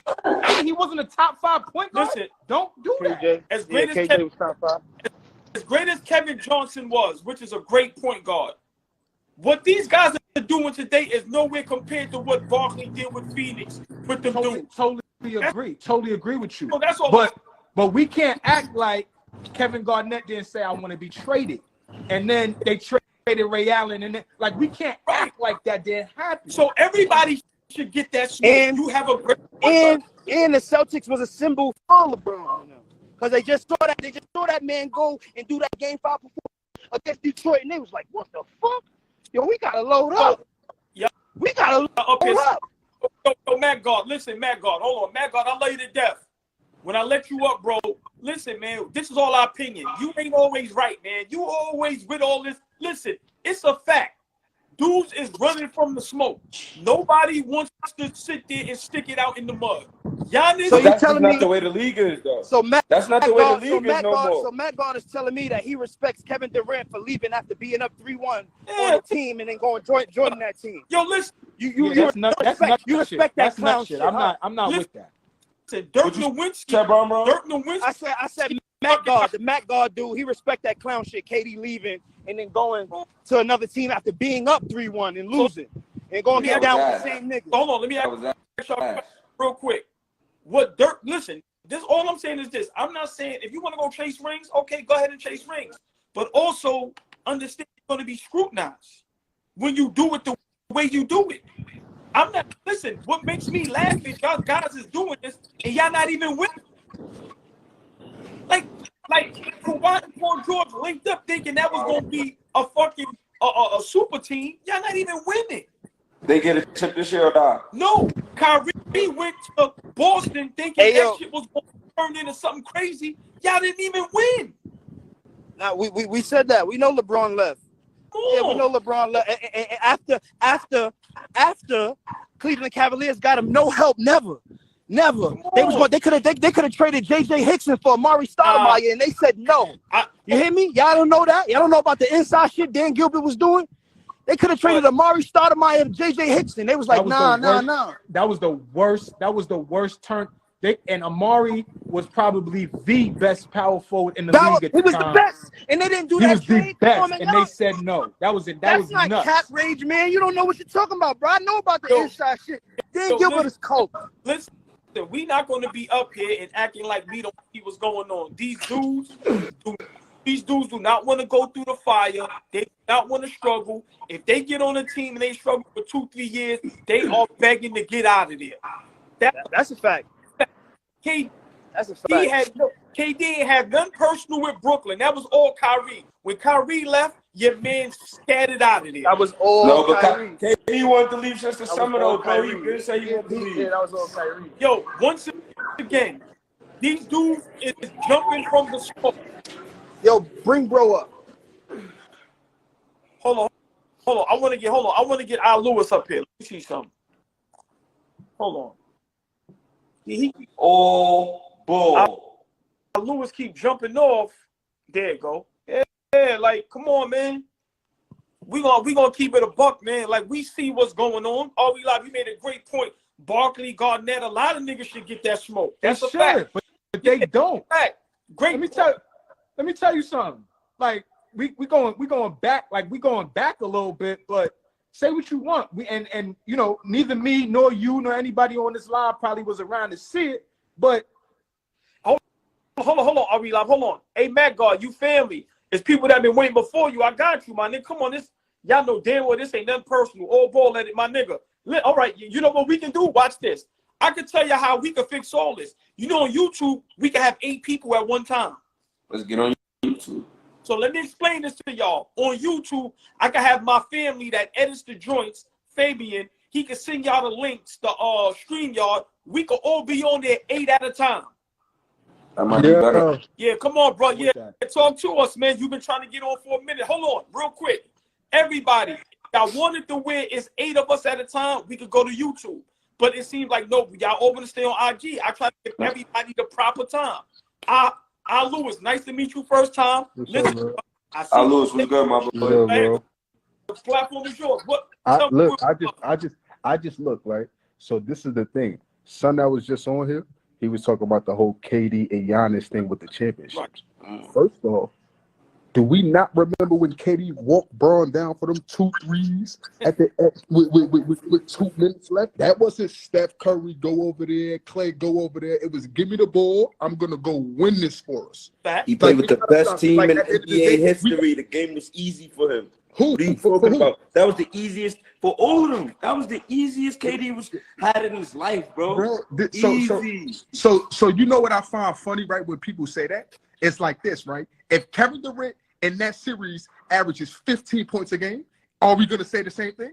It was easy. He had shooters. Clay was over there. Steph was open. Dribble behind the backs, bro. Nick, he still averaged 35 in that series. We can't just let that go by our head. Both series, yeah. Like, so I'm saying, like, we can't just let that go by our head. Like, yo, it was easy because he had Steph and Draymond and them and over there. That nigga averaged damn near 40. Bro, it's Kevin Durant, bro. He averaged 30 before he got there, right? No. He's not going to average 30. About Golden State, though. Yeah, and that's what I'm trying. So you don't think he's going to average 30 when he got Steph, Clay, Draymond, all the rest of them? The game is coming way easier for him. Now, hold on. Just real quick. My guy's telling y'all, if we all want to be on with all of us, the link is in the bio. That's up to y'all. But Al Lewis, you can continue, but we could tap the link in the bio and we could be on there 8 deep. But go ahead, Al Lewis, your point. I just feel like the narratives is kind of crazy. Like with the whole, like, for instance, right? People say the LeBron bubble chip don't count. Why not? Why? I'm not with that. Yeah, I'm not with that. Braun bubble count. That count. That's a chip. Hold on. Let me get this correct real quick. You're a basketball guy. Yeah. I see comments. You know your shit. You can honestly say that Kevin Durant to Golden State Warriors, that wasn't an easy championship. So okay. I'm gonna answer your question, but I'm gonna ask you a question first. Okay. Can we say the same thing when Braun did the whole "I'm taking my talents to Miami"? Yes. Okay. So all right. So now I'm gonna answer it. To be honest with you, I still didn't feel like they was gonna win it. I still felt like LeBron and them was still gonna win it because of Kyrie. I always felt like it's about matchups in the playoffs. And Steph Curry, right, would have had to guard LeBron because you got to think at that time.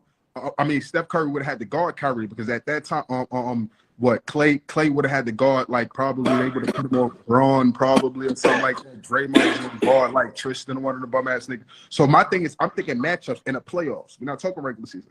My thing is, I'm going Kyrie in that Kyrie Steph matchup. I'm going Kyrie 1,000%. Just from a standpoint of Steph can't guard Kyrie. So I still felt like that was going to be the mismatch of the series. Me personally, I did not think Kevin Durant was going to play the way he played. He played though. Now that nigga was coming down, walking Braun down. Like he say this, you might listen. All we live, they can get in this. But my knowledge, you might be the only person that thought like that. Everybody else in the world, when KD went to Golden State, everybody, their mom said, that's over.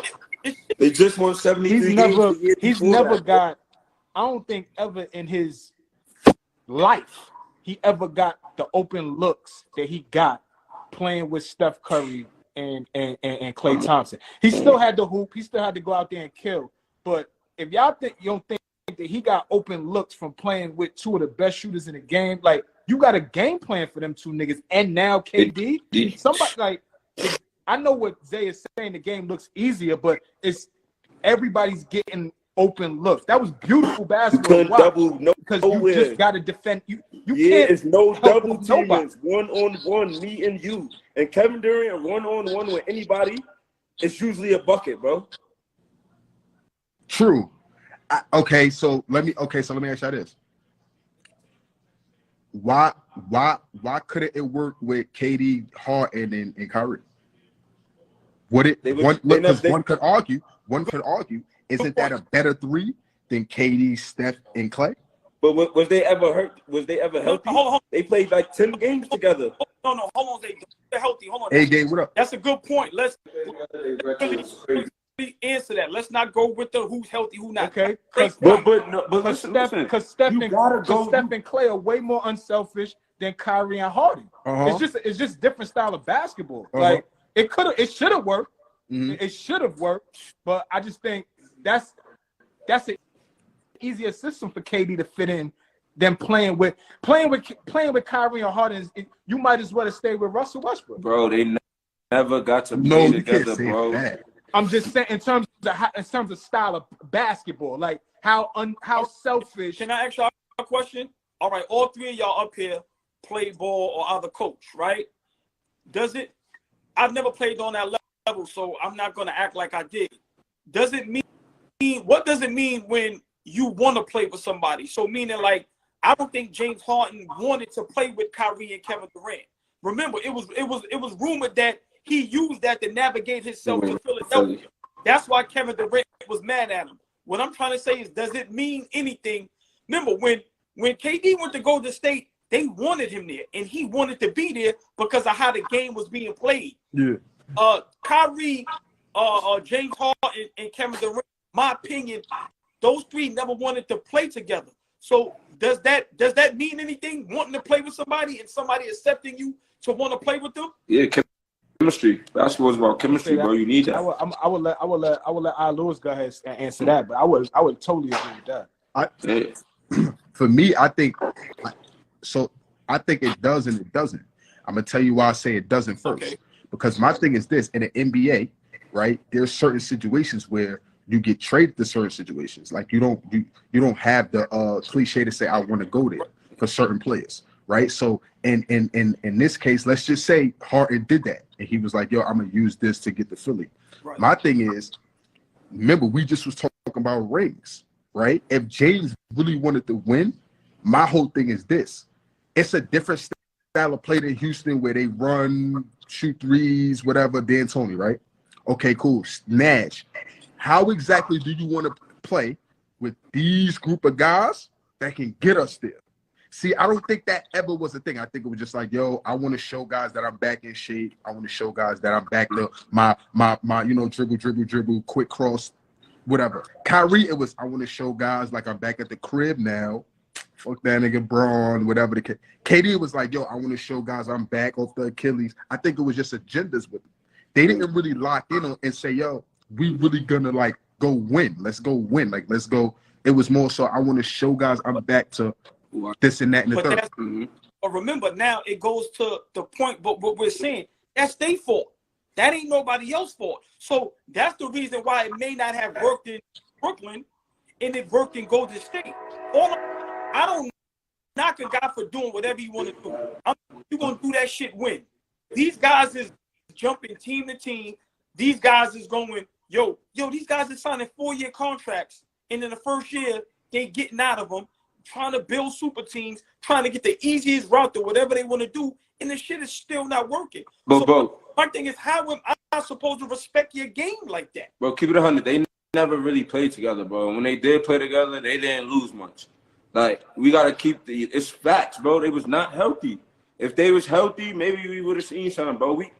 We seen KD and Kyrie beat the Bucks by 50. And then Kyrie got hurt, and then they lost that series, bro. Who knows what would happen if Kyrie didn't get hurt?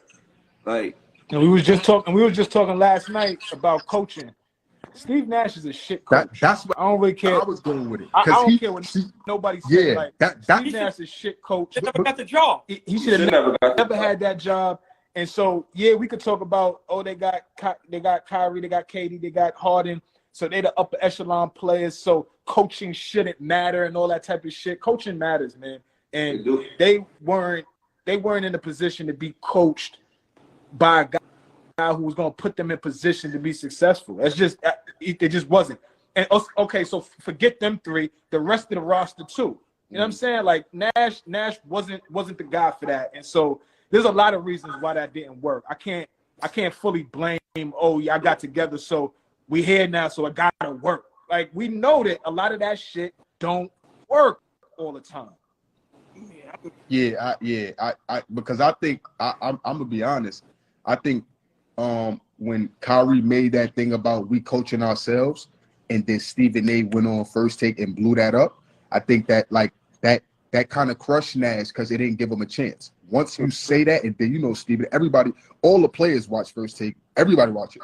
And Stephen A now he got a big ass. So now you say that it's like now I can't put my imprint on the team. And then you got these are mega superstars. These are not just like stars that like no. These are guys that's max contract after max. It's not like 2-year deals. So when you say that, I think that hurts them. And then on top of that, I truly feel like it was a KD decision to bring them. Because KD rocked with Steve Nash when he was in Golden State. He would train him and all of that stuff. Once Kyrie says that, it's like, damn. And then on top of that, you got a guy like James Harden who wants his guy, D'Antoni, who was the assistant. It was all type of, that's why I say them three, it was agendas the first year they got together. It was straight agendas. It was never, I want to win. Let's fuck all that. Let's just win. It was agendas. Yeah, that's how I feel. Listen, real quick, look at this. Like, I want everybody to get in on this. That's up to y'all if y'all want to. If you hit the link in the bio, my guy can send you the link. Like I said, it could be 8 of us up here. I don't want to because we all make a good point. So I don't want to take Ari Live, Zay, I lose. I don't want to take nobody down. I'm being honest with you. But I don't want to have nobody not come up. So I'm going to get off IG Live. I'm just telling y'all now. The YouTube, my guy, send y'all the link. And my dude, we could be up there 8-9 deep. I'm gonna jump out real quick, ball, but I want. No, but I'm doing that anyway because once again, people gonna want to keep wanting to come up. And like I said, I'm just a fair dude. I don't like not letting nobody come up. And then, like I said, we got our Lewis up here, we got y'all up here. People making great points. I don't want to bring nobody down in 5 minutes. I'm a good dude like that. I'm just being honest. I want everybody to get their shine. Everybody know how AllBall give it up, bro. This is all our platform. I'm not here to be. I don't get down like that. I want us all because everybody make great points. And like I said, with the link, my dude, we could be up there 8-9 deep. So now everybody can have their shine. It ain't me worrying about them. I want to bring homie up. I gotta let him come down. I don't want to have that pressure on me because I ain't like that. So, of course, I got you. Like I just hope I hope you could be able to moderate with 8 niggas on the screen. You know what I'm saying? Like I'm gonna tell you why we can moderate. Because my guy can mute you or get you the hell out of there if you don't want to listen. You know, got you. Shit like Clubhouse, man. Right? Yeah. Exactly. Listen, bro. Yeah, I'm gonna jump over there. All right, got you. So y'all hit the link in the bio. My guy gonna send y'all. He gonna DM y'all the links right now. All right, Lewis, I just started following you. All right, man. I got you. I'm following. All right.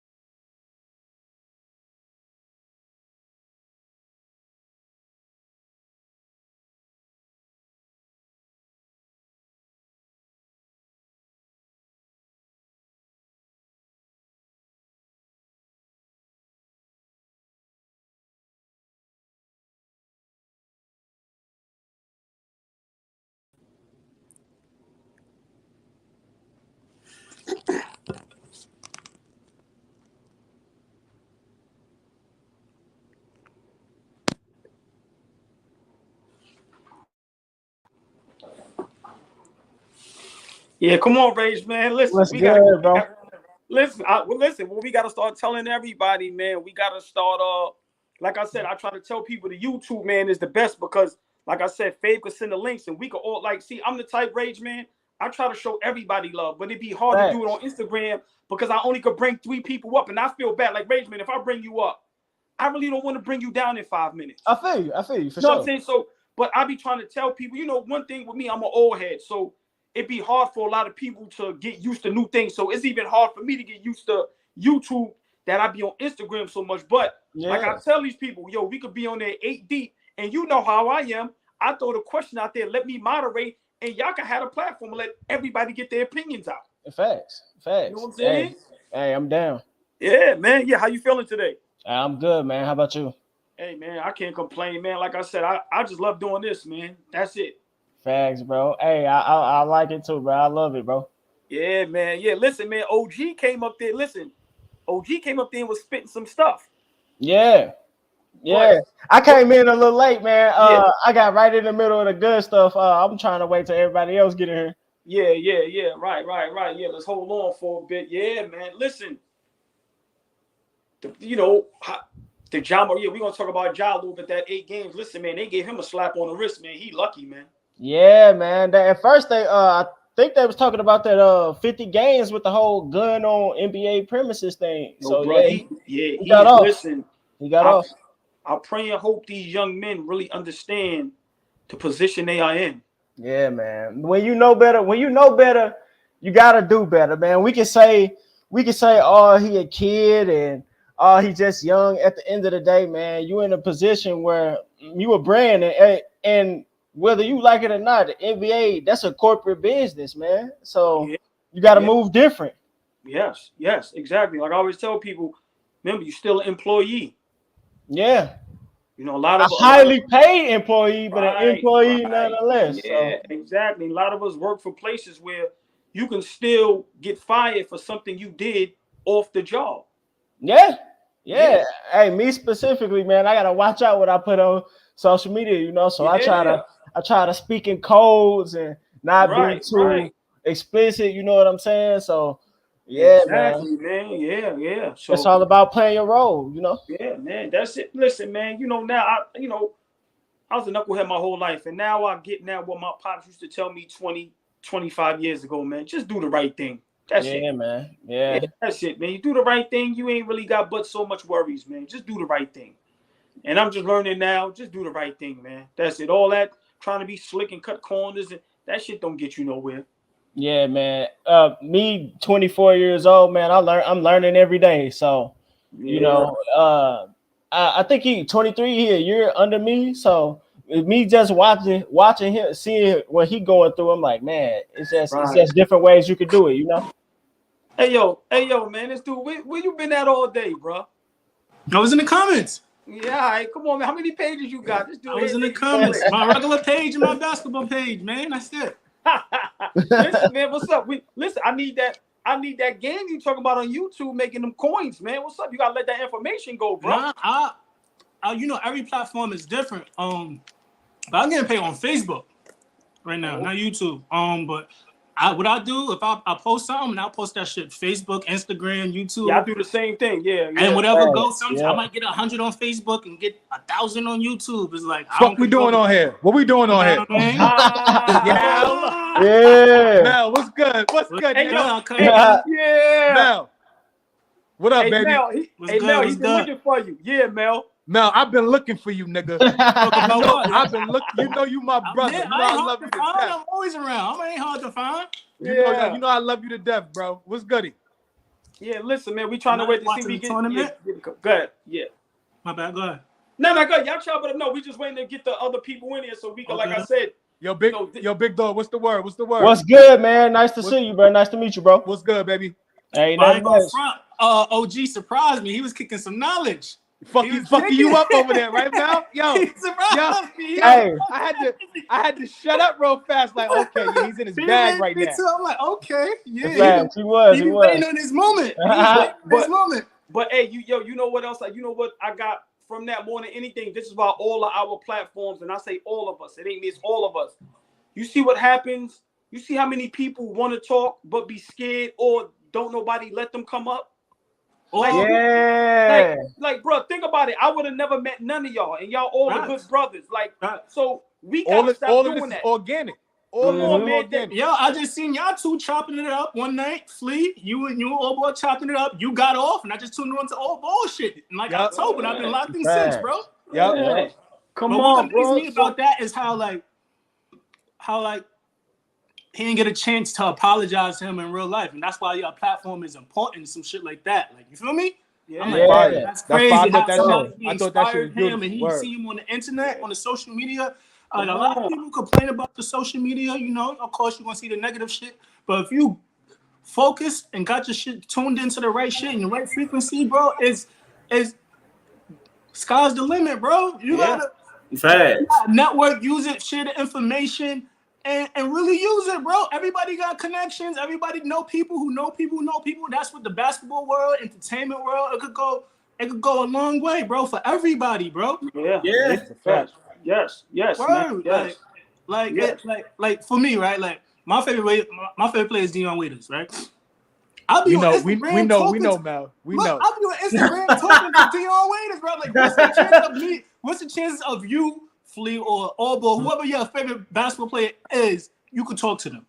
It ain't in person, but it's still like use the shit for the right reasons, bro. Yo, my favorite player growing up was Allen Houston, right? And my brothers, I don't know how they did it. This is like a year or two ago, but they was heavy in his DM. Finally got the nigga to send me a video for my birthday a couple years back and just say happy birthday. I got it. I'm gonna send y'all the video, but sent me a happy, personalized it, you know, just all of that type of shit. That shit blew me away. I'm like, Allen Houston? Like, nah. So we're never thinking 1,000 years, right? Yeah, I feel you, man. That's hard. It's a tool. You gotta use it for the right stuff, man. Man. Yeah, that's why, you know, I try to tell a lot of, like, sometimes when we have like former NBA players or, you know, celebrities or whatever, I always preach to them, y'all gotta remember, us as fans, me being older than y'all, my era, you would never think you would be able to talk to these dudes. Right. Like, you gotta remember, 30 years ago, we never seen what social media, you never even thought about social media. Right, for real. So I try to tell, like you said, the Dion Waiters, the Allen Houstons, I'm pretty sure Rage Man met some people. They really need to understand, like, yo, man, what social media does for us, it allows us to hang with you guys, to talk with you guys, and for us, like, we real fans of the game. Yeah. So a lot of these entertainers really need to understand that yo, man, we all human beings, but yo, man, these platforms is really helping us fulfill our dreams, man. That shit is legendary, man. Even give an opportunity, right? Like, you know, I ain't gonna front. I'm like 1 foot in, 1 foot out with the coach, and moving to LA. I'm trying to get my foot in the basketball door. You feel me? Because I'm new out here. Right. But even like, but people, like, I be training kids in the summertime and coaching them and shit, right?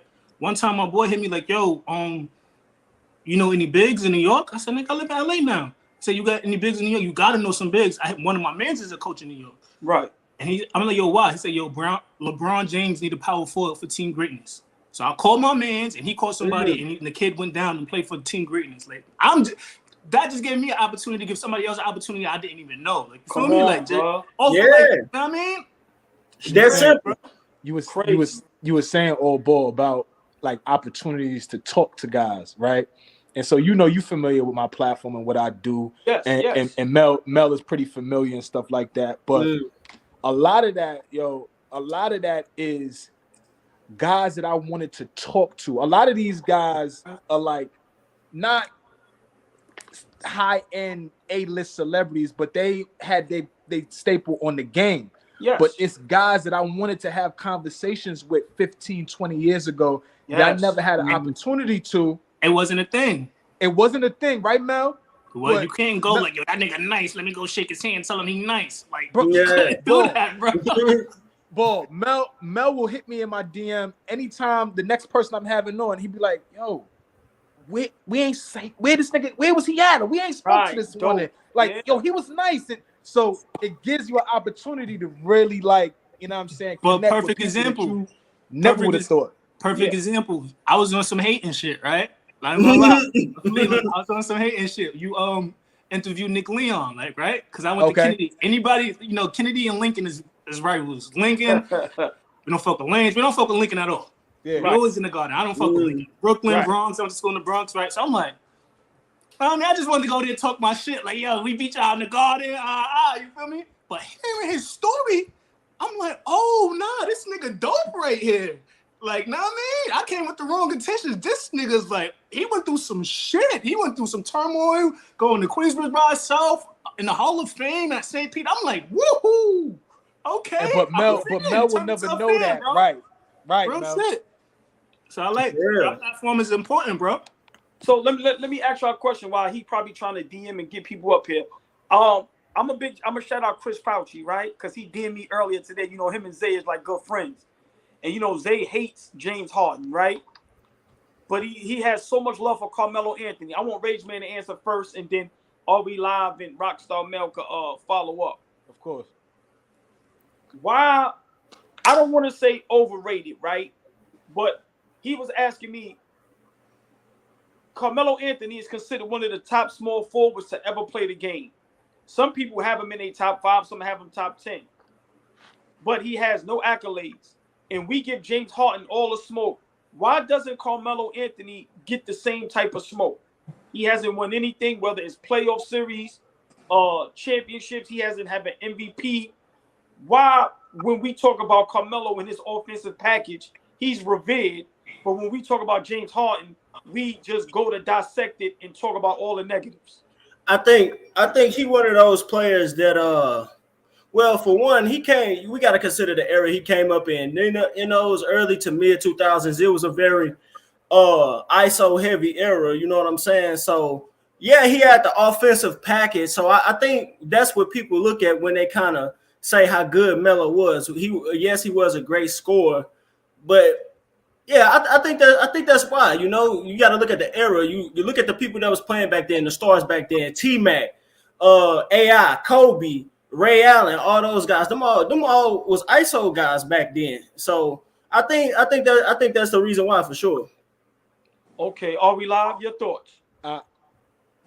I think you asking why doesn't Harden get the smoke that No, Melo? no. Why doesn't Carmelo? So remember when people talk about James Harden, he gets all the smoke. He didn't do this. He never performed in the playoffs, all this and all that. But then when guys talk about Carmelo, like he's revered. Like people go nuts over Carmelo. And Chris Fauci is saying he has kind of the same resume as far as like James Harden. He ain't did nothing in the playoffs. He ain't really win and do nothing in his career like that compared to James Harden. And Harden got an MVP. Because you know why I'm confused? I had to ask you to ask again because I feel differently. I feel like people be on Carmelo's top. Pause. Like they be on him and don't, you know what I'm saying? I think he should be looked at very, very differently than the way he is right now. Like he gets a lot of smoke. When he was in New York, they killed him when he was with us for years because we either underachieved or didn't get to where we thought we was gonna get. But for the type of career that he's had, I absolutely think like he's done his job. Like he's done his job. I don't know what else with what he had in the situations that he was in.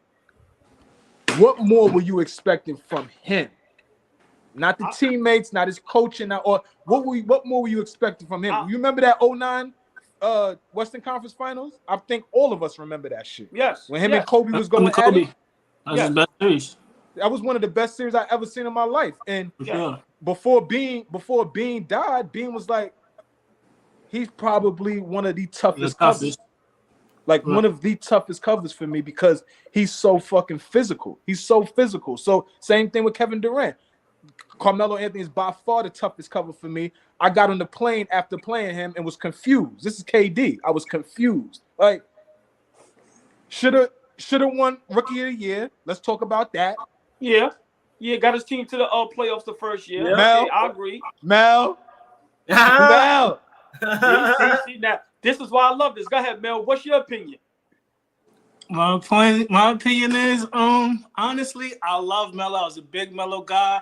I actually got the same tattoo right here. I got the M. He got a basketball with the C and the A. I got the M and the M. I used to love Melo. I had the braids, the headband. I used to love Melo and Bron. Big Melo guy. Know what I mean? And my name is Mel. I was a big Melo guy. Yeah. I was a big Melo guy, but sadly, I think he's been a disappointment. Yep. You know, even this, what made me disappointed, the first statement I ever seen him, he said, yo, I don't care about a championship. I got an Olympic ring. I got an Olympic medal. Right. I'm like, what? Melo? Is that coming from your mouth? Like, what? And Melo is so nice, right? I be arguing with a dude here a little younger than me. I'm like, yo, Paul Pierce was cold. He's like, Paul Pierce is not Melo, not Bron. I'm like, yeah, them niggas is another level, but niggas forgot how nice Paul Pierce was because of LeBron and Melo in the next generation, right? But I was vouching for Paul Pierce on that. But I was saying that just made me realize how nice Melo is, right? Boom. And that's another thing. Coming in the league first couple of years, Melo LeBron. That's a comparison. You can't even compare the two no more. That's why it's disappointing to me. I was just finna say that. It's not a comparison. They don't even mention them in the same boat no more, So you bro. can't. So you want Melo to be compared to the GOAT? Coming into the draft, Just keep the same. Listen, Melo got to get even a compared GOAT to the GOAT. conversation. Just you feel coming me? into the draft, Melo was looked at as the best player. Right, And He was looked at as the best player. He's just coming off of a chip in the NCAA tournament. Yeah, and he was the best player coming into the draft. When Chris Bosh wasn't, Brian D. Wade, Melo was the best. He was the player. most ready, right? What pick he came in? He was the I best definitely player agree in with that. 2000. 100%. I just feel like he just didn't care. And another thing, He didn't care about winning. you right. I mean, of course he cared, every NBA player, but it came to a point where he's like, I'm gonna take the bag. He took the bag a few times over winning, and then he also, my opinion, he's mad nice. You know, I'm a LeBron guy, but he's a selfish player. He wasn't. If he ain't scoring, he ain't doing nothing else for real. I'm gonna piggyback off that. You feel me? You just said he incurred. He took the bag over winning. He had a chance. And then this, like, LeBron took most of his plays and got them niggas chips. I don't want to put LeBron in this. We keep it Melo, but I'm just saying that, like, it ain't Melo. That's unfair. Like, don't put hold on. No, it's not. No, it's not. Listen. This for the Knicks. Let's talk about the Knicks. The Knicks was rolling. Amari was averaging 30 and 10. Raymond Felton was averaging 20 and 10. Melo came over there and fucked it up. Nah, I'm gonna go before that. He messed up because he had the chance. He didn't see the forest through the trees, like you said. He wanted the bag. He had a chance to go with Miami before Chris Bosh. That's true. He had a chance. He wasn't business savvy. He didn't see where the NBA was going. Melo did it to He himself. thought he was a leader, which he never was. He had the skill set. But when he did make the conference finals, let's remember Chauncey Billups was the point guard. Yeah. So, but they had who did they have to trade out of there to get to the conference finals? Who did they trade? They traded AI. They traded ISO players. They had to get ISO players. He needed to be led. So Carmelo thought he was a leader and he wanted that bag, so he didn't get no chip. So hold on, let me get in this real quick. This has always been my opinion with Carmelo. And the only reason why I brought this up because of how I am, y'all all family. If you deem me go, yo, old boy, let's talk about this. I'm gonna talk about it. James Harden gets a lot of flack. Like, I speak to my brother Zay all the time. James Harden gets a lot of flack. Rightfully so. Right. But are we live? I lay to death. I don't see the flack the same with Carmelo. I think Carmelo underachieved his whole career. Hold on. I understand his whole career. Yeah, I understand. He been to the Western. Hold on, let me finish. He been to the Western Conference Finals one time, right?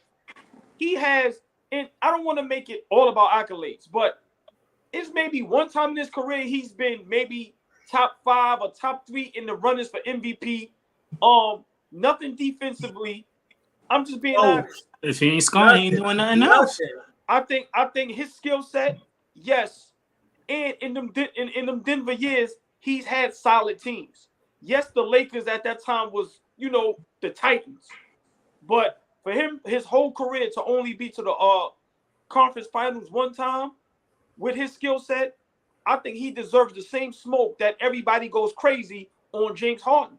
I feel like from my vantage point, he gets the smoke. He's underachieved his entire career. I want to talk about something that Mel just spoke about with when he came to New York. Amari averaging 25 and 8. Raymond Felton averaging 18 and 6. Let's be specific. Now, we're not going to do 20 and 10 and 30 and 10. We're not doing that, Mel. Now, you know I don't do that. Cut it out, Mel. You know I don't do that, Mel.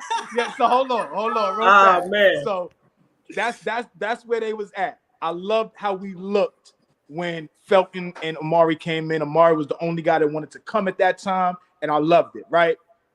We were not going to be very good by the time April, May, and June came with Amari Stoudemire and Raymond Felton. We weren't going to be that good.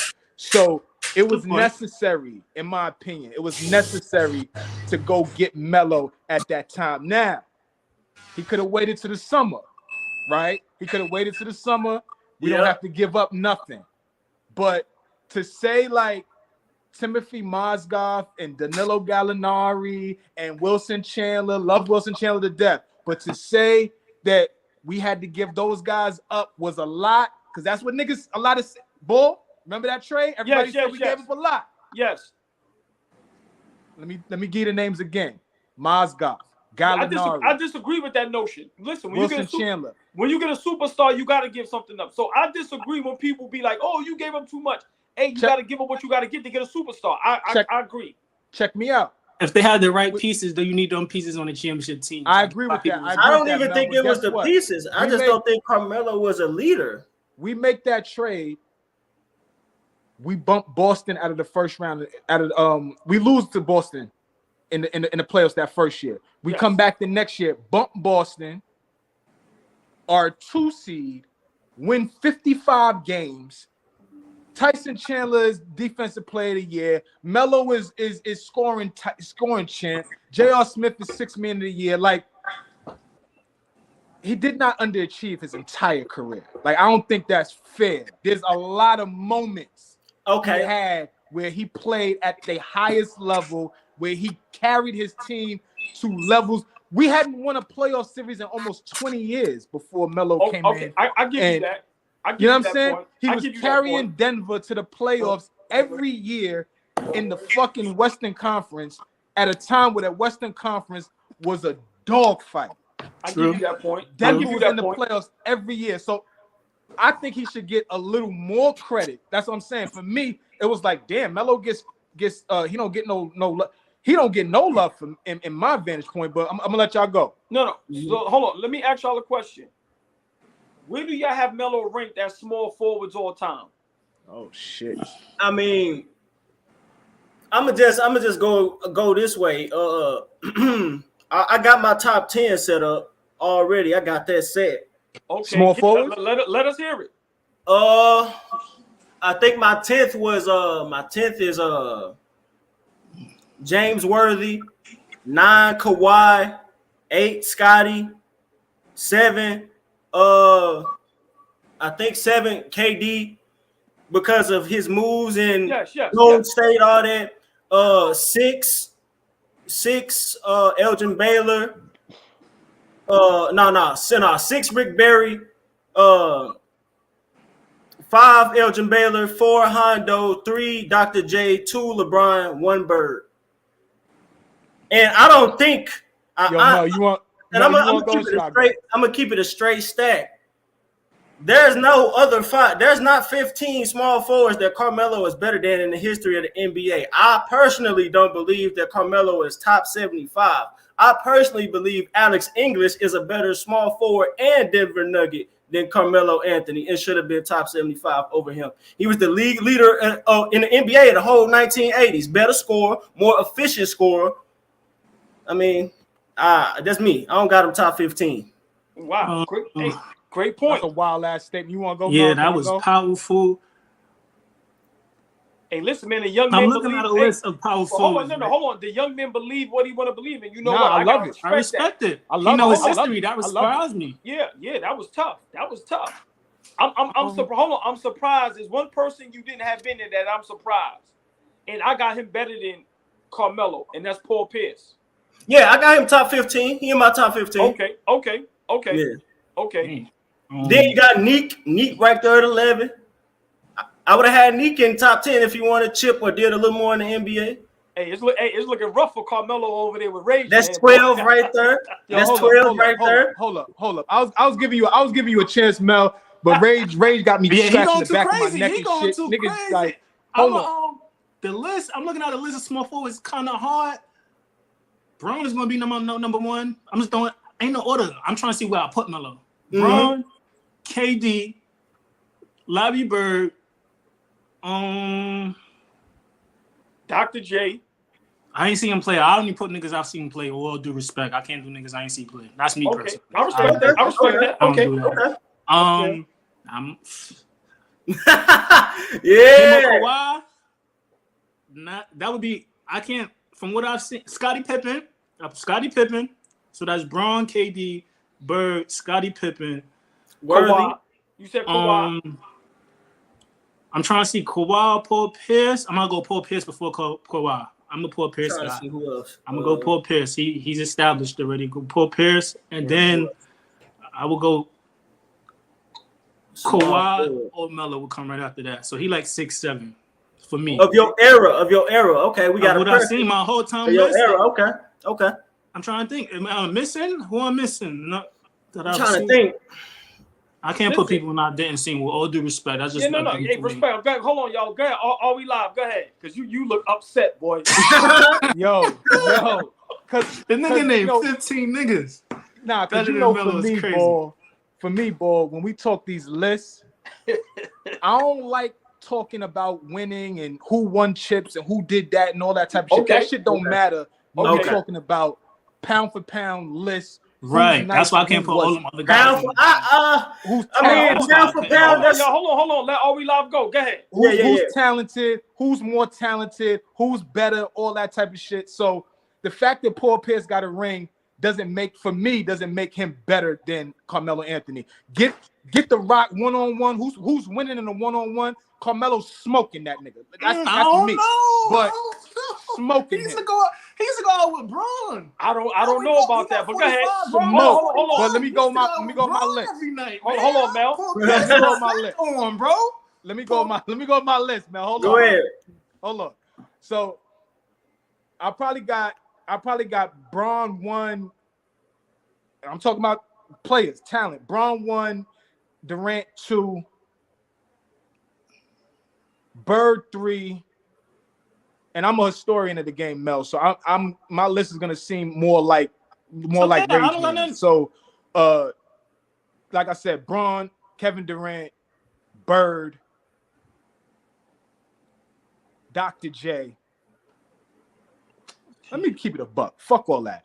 Braun, KD, Bird, BK, Bernard King is up there. That's another one. He's a small forward. He's a 3. Nah, I have Melo over BK. Let me stop the nonsense. He was a 3. BK, I thought he was a 4. 3 all day. 3? Okay. 3 all day. BK. I got one question. Dr. J. Dr. J. That's 5. And then Melo would be in that bottom 5. So like Kawhi, Scotty, Melo, Scotty, Paul Pierce.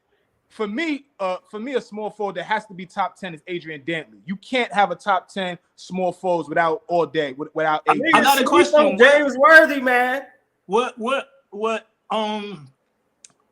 position did Oscar run? He's PG. PG. Was it one? Yeah, that's the one. Yeah, he's a point guard. Yeah.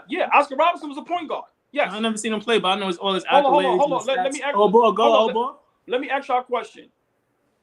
Because to me, this is tough. This is a great conversation. It's nothing taken away from Carmelo. Where do we have Dominique Wilkins, James Worthy, and Carmelo? Was Carmelo that much better than them two brothers? I'm not. Hold on, y'all. I'm not talking about rings. I'm not talking about. Let's get that out the way. I'm just saying, on the basketball court, James Worthy, Dominique Wilkins, Carmelo. How would y'all have that lined up? I would definitely have James Worthy ahead of both of them because how he performed in big games. You know, I mean, this dude averaged 60% from the field in the finals. then I would just go with Nick because his ability to lead a team. I mean, those Atlanta Hawks teams was winning over 50 games, and they just asked out to the Pistons and the Celtics. Melo, but why does Melo get knocked for doing Right, the same I was about to say tell that. you. I was coming with the same doing the shit. same I'm finna tell you. I was I'm coming finna with the tell you. same- I'm finna tell you. The furthest he got, and we have to make this correlation, was in 09 when a real leader, Chauncey Billups, was on his team. These players have the ability to, with their singular talent, to put a team over the top. Melo can't do that. James Worthy could do that? I don't know. James Worthy has done it. He has done it. Not by himself. His Atlanta team. over the top. He didn't. I just said they won like 50-some games in multiple seasons. How many 50-win teams? How many 50-win But seasons? you're talking like Chauncey Billups. You We just talking said about in getting 09. playoffs. Prior to 09, Denver was winning 50-plus games and in the playoffs every season. For sure, since he was a rookie. We gotta see. We gotta look at all. We gotta see. You can fact check if he that got right more now. 50, Like, now if he got more 50 wins seasons than Neek, I would put him over. But I don't think that's the case. I don't think he got more 50-win seasons than Neek. Hey man, this is my opinion. I think you overblowing that Atlanta team a little too much. I don't think they was that Listen, good throughout the 80s. See, I think the Carmelo Anthony comparisons in just his career is very interesting because a lot of people revere this guy, and like I said, I'm just big on, when I say underachieved, maybe that was a harsh word. I didn't mean to say that, but I think for his career should have been better. I think. I think you're going too light. We gotta say underachieved. No.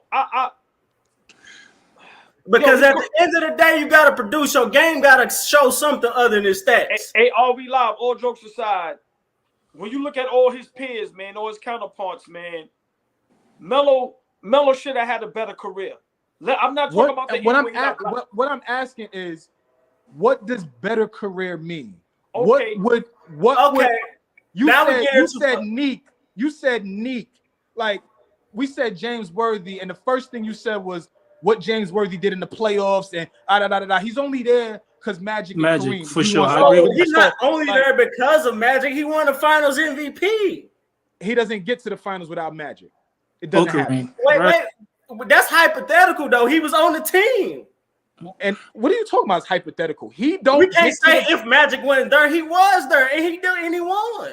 I get what you're saying. And my point is, you can't give James Worthy all that. Yes, you credit. can. No, you Because can't. this reality. You talking about eye test? We got, like I said, Your game has to result in something other than some stats. You're gonna tell me that James Worthy is more talented? Oh, you know what? Yeah, because he's more efficient. Out of the top, I can show a stat. I got a stat for you that can prove that James Worthy more efficient scorer than Carmelo. Out of the top 12, top 15 all-time scorers of all time, Melo and Kobe, them two are the most inefficient of all of them.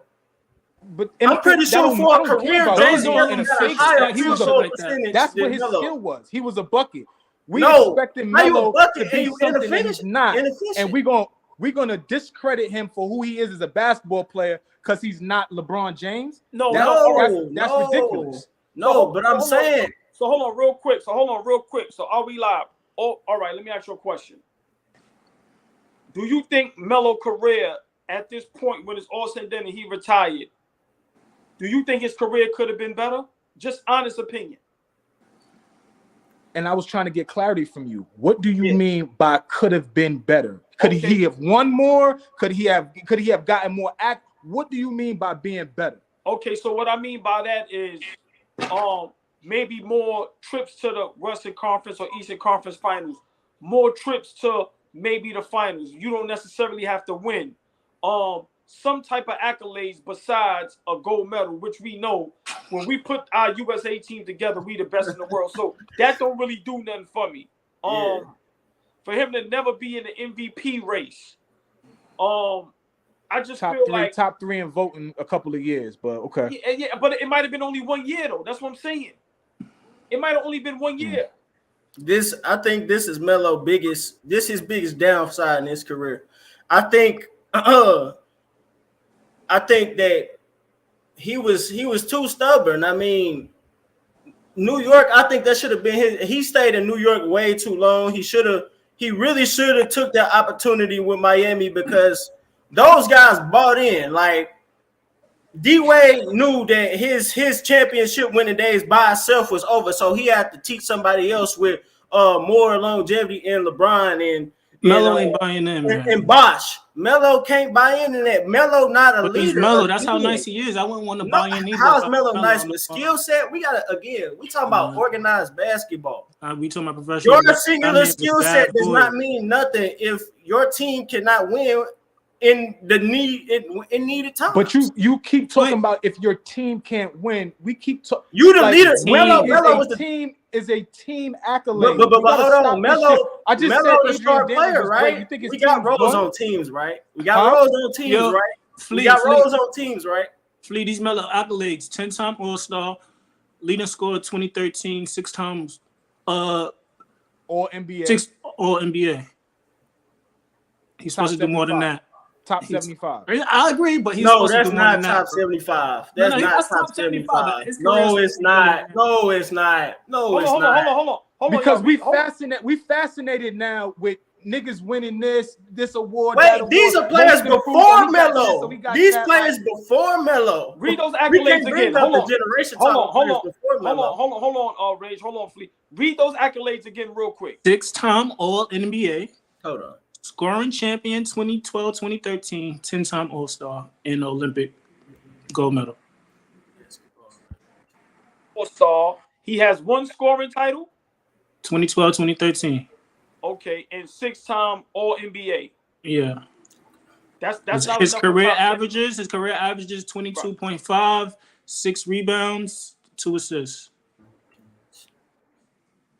I'm being honest. That career 22 and 6 is kind of nasty.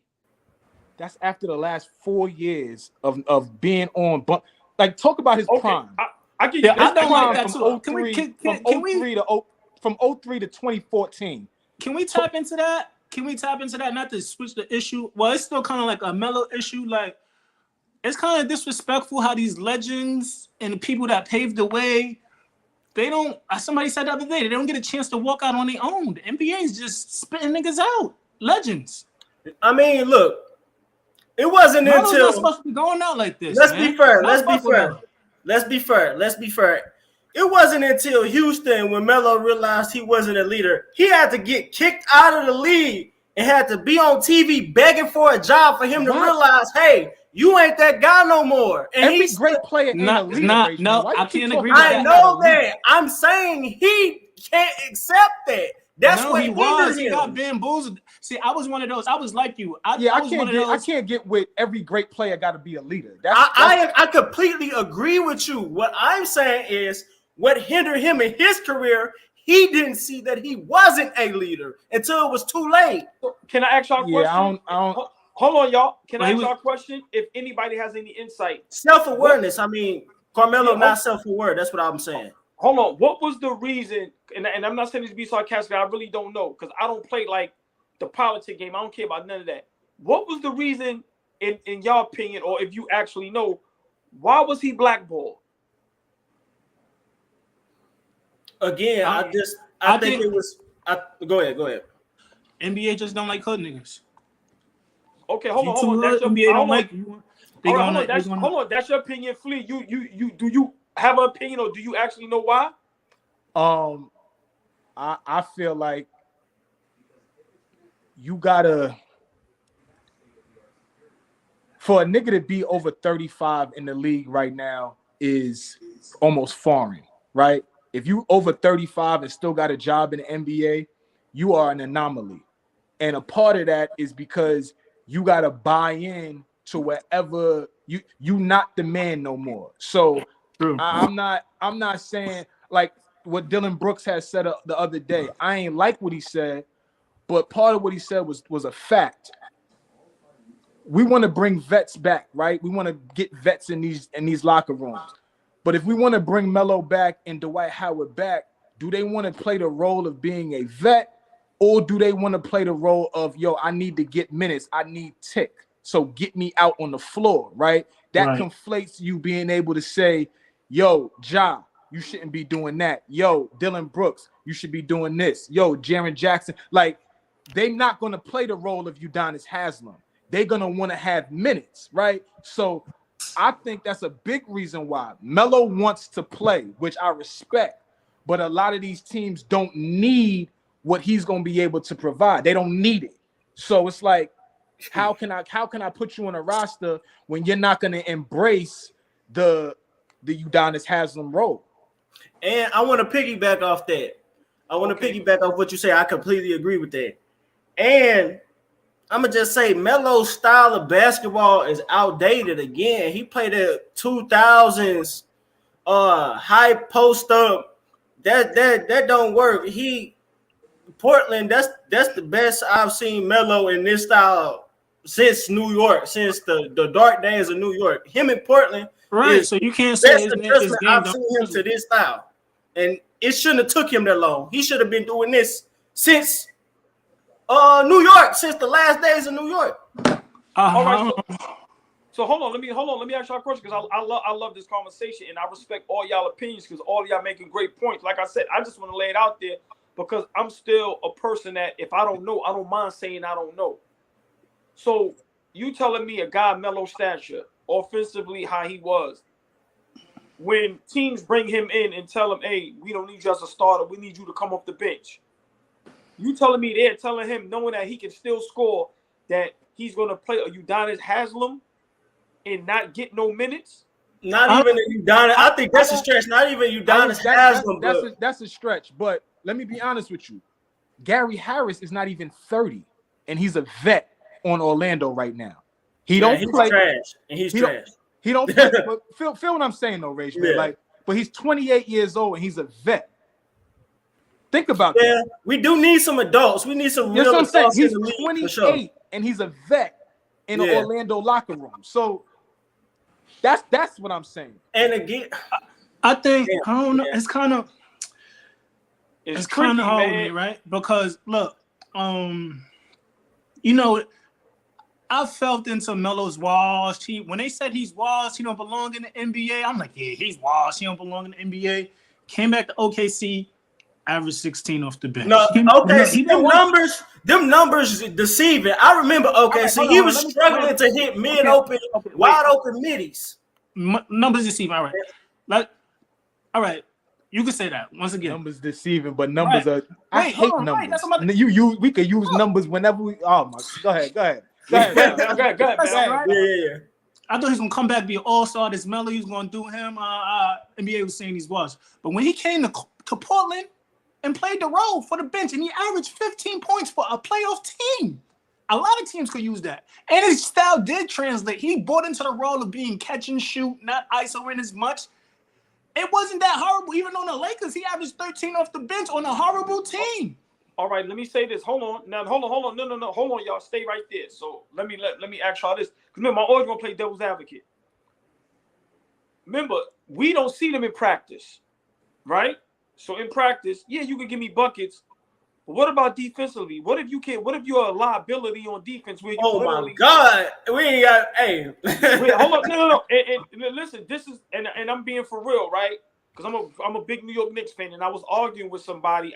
It was actually my brother in here, right, in the crib, and we were talking about Derrick Rose, right, and he was just going ballistic. And I said, "Yo, bro, you got to remember, even though I'm not a Tom Thibodeau fan, he's seeing him in practice. Now the Cam Reddish thing, I don't know what happened with that, but with Derrick Rose, Cam just not good. Right, hold on, hold on. Listen, right now, not getting better. Yeah, Cam hold not on. good. Right. So you don't think Cam he peaked in college.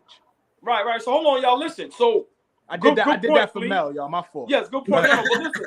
So I was telling my brother. Remember when the Garden was chanting Derrick Rose put him in the game? Yeah. And when he got in the game, what did we see? Air ball. That was garbage time. You can't really judge him off of that. No. Listen, listen what we can't do.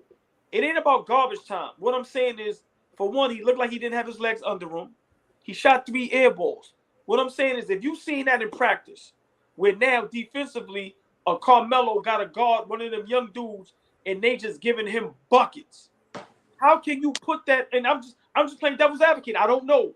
How can you put that on the NBA floor during a real live game where these playoff games and these games matter. Yeah, we see him with 16 points, but what do we see defensively? He really probably can't give you literally anything on defense. He like a Can I minus, play he like a devil's minus, he advocate like to a that? minus 25. And Melo ain't never been known for being Can I one play of devil's advocate to that? the best All right, people. yeah, go ahead. You can play devil's advocate. Go ahead. Yes. I'm gonna take a page out your book. Who's playing D? Right. Nobody's playing D according to you. No, no, right. No, no, I would love. I think it's basic defense, though. To go back over y'all top 10 list and actually see all the small forwards that y'all had prior to Melo that actually defend too. I would like to see. I would like to see that too. Now wait. Listen. What I'm saying is, now prior to, you have a great point. I'm just saying a lot of these players, when we say they blackballed, remember, I don't know, so I don't like saying that if I really don't know. But I'm saying if I'm a coach and I'm in the practices, it may not be you blackballed. I may be going, listen, bro, I can't really let you play 20+ minutes a game. Yeah, I can't say. I can't. Me personally, I can't say that he's blackball considering that he's best friends with like Bron and D Wade and them. Did anybody watch the Stephon Marbury documentary? Of course. Yes. Oh, nah, I He was didn't. I averaging wanted like to, 20 and 8. He had a problem with the coach. They sat him out for a couple of games. Said he had an injury, and they put smut in his name, and he couldn't get another job in the league. But we know that. Hold on. Let me finish. Happened to Marbury. Happened to AR. Happened to Let's be Gilbert. fair. I disagree with that. I disagree with that. I disagree with that. I definitely disagree with that. AI. And all of Look, this is hood. hey, you know what? Hey, I'm glad you brought up AI because these are look at the people you just named. They all fall. Melo fall under that AI mindset. AI wanted to come. AI wanted to start playing for Michael Conley the Pistons. He deserved to He start. wanted to start. No, Mel. No, he did not. No. You can't go to Memphis, Mel. You can't start go to over Memphis. Michael Conley. His last good years was in Denver. Hold on, y'all. One at a time. Hold on. My fault. Hold on. Flea, you respond to what Mel said, and then Rage Man can go after you. Go ahead. Yeah, my fault, y'all. Mel. No, it's okay. Mel. Teach me. I like to be, if I'm wrong, or I love Mel. Yeah. Mel, listen. Allen had 2 opportunities, right? Once they traded him from Denver. He had an opportunity in Detroit to really like help that team before they started the rebuild, right? There was still a few pieces over there where they could have really been good, right? Decent. He didn't buy into that. Allen wanted to still be, I'm the show and everybody else around me got to figure out their roles. He gets to Memphis. For some reason, he thinks he's better than Mike Conley at that time. I'll never say Mike Conley could hold a stick to Allen Iverson. Of course but at that time, Conley was being groomed to be the point guard to take that team, which he did, led them to multiple playoff runs and all that type of shit, grit and grind, all that shit, right? Allen doesn't want to play that role. And let's keep it a buck. Allen was grossly out of shape. Thank God Melo stays ready. We could say what we want about Mel, but you call Mel right now, you could put him on the floor and he ain't going to look like he's 50 pounds overweight. Allen was grossly out of shape in Memphis and did a lot of that shit towards the end of his career to himself, in my opinion. I ain't there, but I just looked at the that's what it stats. looked like 2009, they both averaged 12 points. Huh? Now hold on, y'all. They both averaged 12 points. 2009. Now, Mel, hold on. He averaged 12 and 5. Let Rage Man go ahead, Rage Man. You can respond to what Mel said as far as the Allen Iverson situation compared to, Carmelo and them. I think it's real similar. I mean, the two players. I mean, they kind of overstayed their welcome on teams. I mean, they thought they were superstars like well past their prime. I mean, we know how good Allen Iverson was in his prime, but in 2009, playing for Philly at damn near 6 feet, 170 soaking wet, you finna be the star? No. Melo, fat as hell, can barely get off the ground. In 2015, you finna take the ball out of Russ and PG hands? No. But hold on, let me piggyback off that. This is my thing with a lot of these superstars that, people say they're blackballed, which I don't know. So I don't try to get into that. That's why I ask the questions. This is what I don't understand. even if the organization tell you we need you to come off the bench, 9 times out of 10, you being that veteran and still got that you still have that got that desire. You still wanna, you still right. But what I'm saying is they gonna still, you may still get damn near starter minutes. Exactly. That's what I'm saying. You might finish games. You might be in the fourth quarter. You just took the word. Thank you, Fleet. You still gonna finish games. So I'm just saying, a lot of these guys. Remember, we don't know the ins and outs, and I'm not gonna act like I do. But I'm pretty sure if you tell Carmelo at the time he thought he was blackballed, bro, we need you to come off the bench. He's not gonna come off the bench and they gonna play him 12 minutes. He may still get 20+ minutes, and he still may be out on the court during the end of the game. Niggas don't want that. These niggas, you gotta understand, these niggas is not regular niggas. These niggas is different. I think this part of the problem too. No. Hold on, Mel. They not regular niggas, but at this point in time, now you are. Because you have a whole nother wave of young guys that will run you off the floor. I'm not being disrespectful. Listen what I'm saying. Like, all right, prime example. Right now, Mike Conley is a regular nigga now. Right. But he's perfect next to Ant-Man. Right. Next to Ant-Man, he's perfect next to Anthony Edwards. But Flea, listen what I'm saying. And he buying in. Right. No, listen what I'm saying. Listen, a player right now like Michael Conley, imagine they say you going to Portland, right? And he's mad because he's not starting over or next to Dame Lillard. He never been that guy. This is what I was going to say. No, that's a lie. That's a lie. He's always what been I'm the trying to say. No, what I'm trying to say is Mel, wait. This nigga Mel.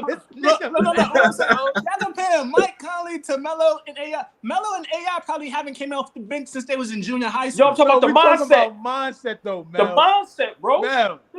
Listen, Conley been a starting point guard his whole career. I'm not comparing skill set. I'm just saying the mindset. What I'm saying is, if you've been in the league 10, 15 plus years, it's evident, besides the LeBron James, who's an outlier, you're not going to play at that high level that you played at your first, second, third, fourth, fifth year. If you got 15 years in the league, there's guys coming along. Yo, all jokes aside, I can imagine right now, it's guys that we may not think is like a Simon's on Portland, or Bridges, right? Us from the outside looking at this going, them dudes is all right. You can imagine Carmelo right now with practice guarding Mikal Bridges. That man getting cooked and locked up. Tough cover. That's all I'm saying. I'm saying. Yo, Mel, can I ask you something real fast, brother? Yeah, go ahead. You mentioned Steph, right? And you know, with my platform, I get a lot of guys on from the town. We get a lot of guys on from Queens, a lot of guys on from Brooklyn, the Bronx, man, from the city, right? And I'm gonna be honest with y'all real quick. I'm very, very hesitant to breach that how I feel about how Steph's career ended with a lot of niggas from the hood, because they have this mindset that, yes, Steph was great. We're not going to bash Steph right now. But Steph has some responsibility into how his career ended. I agree. I don't think, especially folks from where we from, they don't see that. They don't hold him accountable enough. We know Steph is great. We love him to death. I agree 100% with that. I agree with that. Okay. So I just wanted to ask, like, Kimba thing. Why I agree with that. Why don't a lot of our people hold him accountable the same way that we want to hold Allen accountable? The same way that we want to hold Melo accountable. He ain't from. We ain't holding him. That's all it is, bro. Hey, I want to piggyback off that. Only like last year, even though niggas is wilding, last year niggas was saying Kimba's still a starter. Last year, New York niggas. Like when you from New York, we push it. We keeping you up, even when you're not supposed to be there. Yo, we hold you up. Hey, I see that, but hey, y'all got some loyal. Hey, I got a loyal fan base. Hold on. Hey, hold on, Rage Man. I'm gonna let you go. All I'm gonna say is Rockstar Mel, who was the only person, and y'all was on here jumping me. No, I was going crazy on you. I was with you. I said Kimba, he was still playing the NBA, but your mans, you had like 10 niggas of your man say he was an NBA starter. No, I said, don't he's do not that. A starter. He could play, but he's not a starter. All right. So go ahead, Rage Man. Piggyback what you was going to say. Go ahead. Man, you know how we was talking about how the league need veterans and stuff. I mean, looking at the old crop. We talking about the Melos, the AIs, the Stephans, the Starberries. These ain't the best. During their time, they weren't known as the best leaders. These were known as singular talents. That's why they never won when they was in their prime. We looking at the Tim Duncans, the Kobe's, the Chauncey Billups, the mind of Kevin Garnett with Paul Pierce and Ray Allen. We looking at real basketball IQ. I mean, how much even if they were on an NBA team as veterans, how much they really gonna give you to a team that's looking to win basketball games? But I think what you selling. They never had that leadership. But I anyway. think where you a lot of people don't got that is the fact that they still were professionals for 10 plus years, right? It's hard to stay in the NBA over 3 years. These niggas made a career over a decade. So teaching about, winning and stuff like that because they didn't win a championship does not mean that they can't help a young guy figure out how to win. And nowadays, right? And nowadays, what y'all saying, you just said the vet is 28 now, right? Damn, like that's crazy. Like, who's gonna be the leaders of this generation now? Curry about to flame out. But yo, you know what? But the new niggas, like, who's gonna be the leaders? Like Dame was talking about. Dame said that in the interview. He said, when I came in, I had Jared Jeffries, I had these other people who was like, yo, you need to do this, you need to do that. And that's why he's so mature. That in the NBA, it's gonna be a lot of not leading, a lot of not championships. But yo, that's a big, you know what? Can I say something real quick, Bull? Yeah, go ahead. But that's a big reason why, like, we got the fans and the media talk shit about Memphis not wanting to keep Andre Iguodala when they traded for him, right? And Andre Iguodala didn't want to play for them and all that type of shit, right? I promise you, it would have been different. If Iggy was on that roster from the time that they traded him, I don't think he didn't want to play. I think they were still shut. I think they were still. I think it was a trade about him going to LA. They was trying to get him somewhere else for business. somebody. Yeah, it was business. But I'm just saying, if Iggy is on that team, everything is changing. For sure, is different. Yeah, man. The complexion. Did you see what Iggy told him when he was saying when he was directing Wiggins what to do and how to guard Tatum in the finals? You don't think I'm like, yo. You don't think, check it out. You don't think he helps Dylan Brooks elevate to an all defensive player and all NBA defensive player in the league? You don't help. I wanted him on Memphis too, man. I wanted him on Memphis too. You don't think he tells Ja, hey Ja? Right. But you know what, Flea? Hold on. You got a great point, right? But these young dudes gotta want to accept the help. Like we don't condemn them for that. You gotta remember they went crazy on Iguodala. Yo, they did. That was because they thought he didn't want to be there. Right, but still, these young dudes gotta want the help. They got listen. I told you, man. I got 4 brothers, man, and I try to listen. People gotta want to accept the help. Yeah. So all these young dudes, when we be like, yo, they need some type of OG on the team. Some of these dudes is in their mind, they think they OGs. Oh shit! Oh, they don't want to hear it. If you ain't if you ain't one of these niggas, if you ain't a Hall of Famer, we don't want to hear it. Right. So so to me, and remember, this is just our opinion. I don't know if it's true. Some of these teams probably don't even want no OGs on their team. It just so happens. Oh yeah, especially the culture and how they coached. Right, Miami with Pat Riley and who outside of San Antonio. Yep. Yo, these dudes. Listen, I'm not trying to be funny. Memphis don't want no OG. They probably want Charlotte. You think Charlotte wants some OGs? I agree, I agree. They don't even like coaches being tough on them, so they definitely don't want no OG. How did Steven Adams say what he said in the locker room? Right. And not one person adhere to what the dude said. He said, yo, we got to stop going out on the road. He said this months ago before any of this shit happened. And now it comes out that he said it and nobody was listening to Steven Adams. And again, Steven Adams is another one. Can y'all believe Steven Adams not even 30? He's not 30?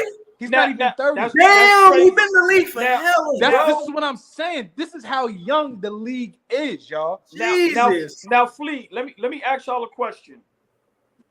This is where I would love to see a Carmelo Anthony, right? I love to see players that can be OGs that can actually give knowledge. Remember, Carmelo, when he sat down and did an interview, like he was telling them, God rest his soul, David Stern, like, yo, man, the feds is in the NBA. They watch everything. They do this, they do that. So they can school the young guys. What I would love to see is a lot of the OGs get on a payroll just to be that. Don't worry about getting on the court. Like, yo, I'm big on you had your heyday. Melo shouldn't try to get on the court right now to want to score points, bro. I'm being honest. I'm sorry. I think him, I think AI, I think a lot of these dudes need to be on a lot of these young teams just to talk to them and give them advice. Some niggas don't want to do that. Some people Rage just love the said, game. Rage Man said it a while ago. Self-awareness. If you ain't self-aware enough to know that, yo, my time is over.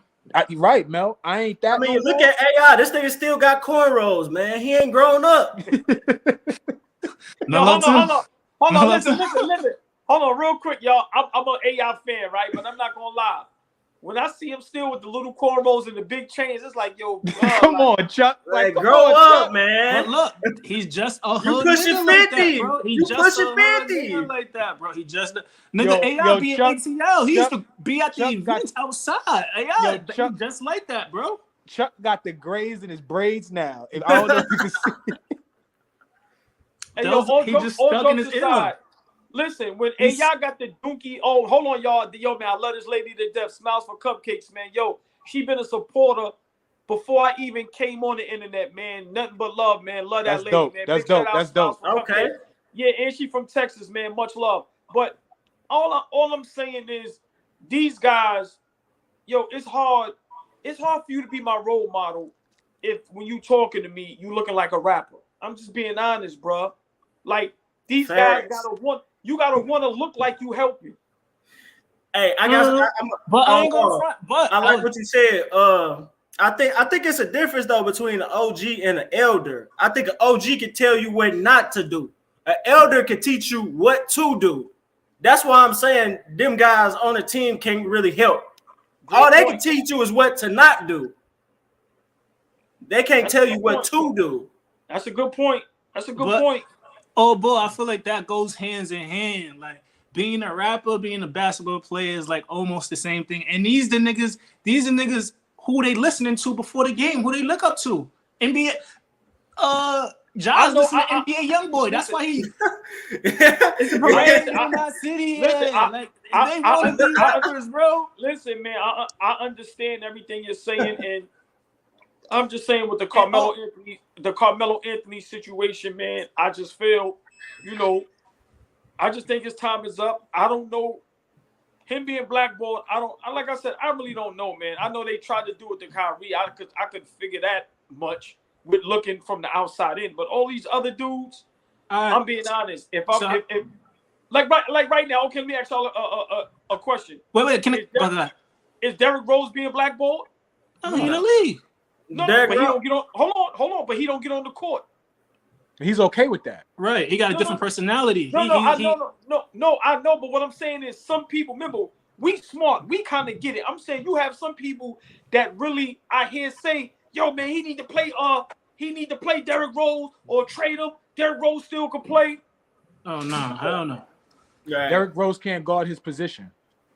So that's my point. I'm saying we gotta stop saying people's being blackballed unless we know for sure. What about y'all think a Jamal Crawford can play in this league as a veteran? No. He can, but they can't guard limited minutes. Yeah. He could play, but I don't think. So what about how about this? What about J.R. Smith? He was on the bubble. J.R. Smith, Dwight Howard. I agree. I was just saying. I do think Dwight Howard can play on no teams in the league. Just off his shape, I think Dwight Howard could have played another 5 years. Just off his shape. Hold on. I believe the only one I may believe is Dwight Howard, only because we see physically he still look like he's in shape. But I've been saying this. Jamal Crawford, no, they cannot play. Champ Cheese? Mel, Champ Cheese? He coming back. He training this shit right now. He only 29. He's trying to come back. I don't think it's gonna happen. Sadly, that's my man. I don't think it's gonna happen. But okay. I think he fucked this shit up. Yeah, I don't think he's 29. OJ Mayo, all them. Yeah, nah, man. Listen. Listen. For one, you're not in basketball shape. You're not in NBA shape.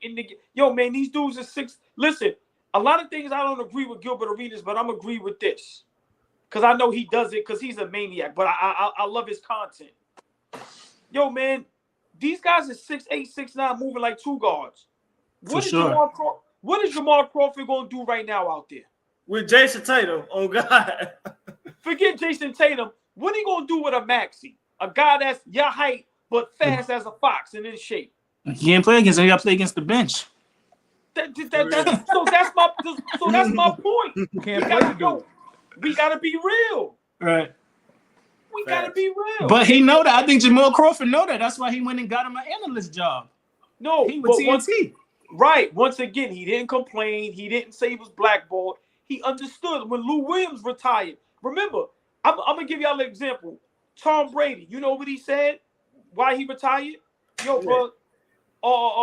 When you gotta train to get back in shape, when you gotta train for, bro, you older now, your body don't. Ain't the same. Yeah, you don't want to do it no more. Yeah. Today, you're not just getting right up all because of your skin. Because you know what's gonna happen? The moves that you trying, them shits is gonna be slow. Yo, let me tell you, they get, and these players is getting like that. They're getting buried that fast. Like 2020, Jabari Smith, my boy, right? So I was playing in Atlanta and shit, and his father, my man. I'm playing against this nigga and shit. I was guarding him a little and shit.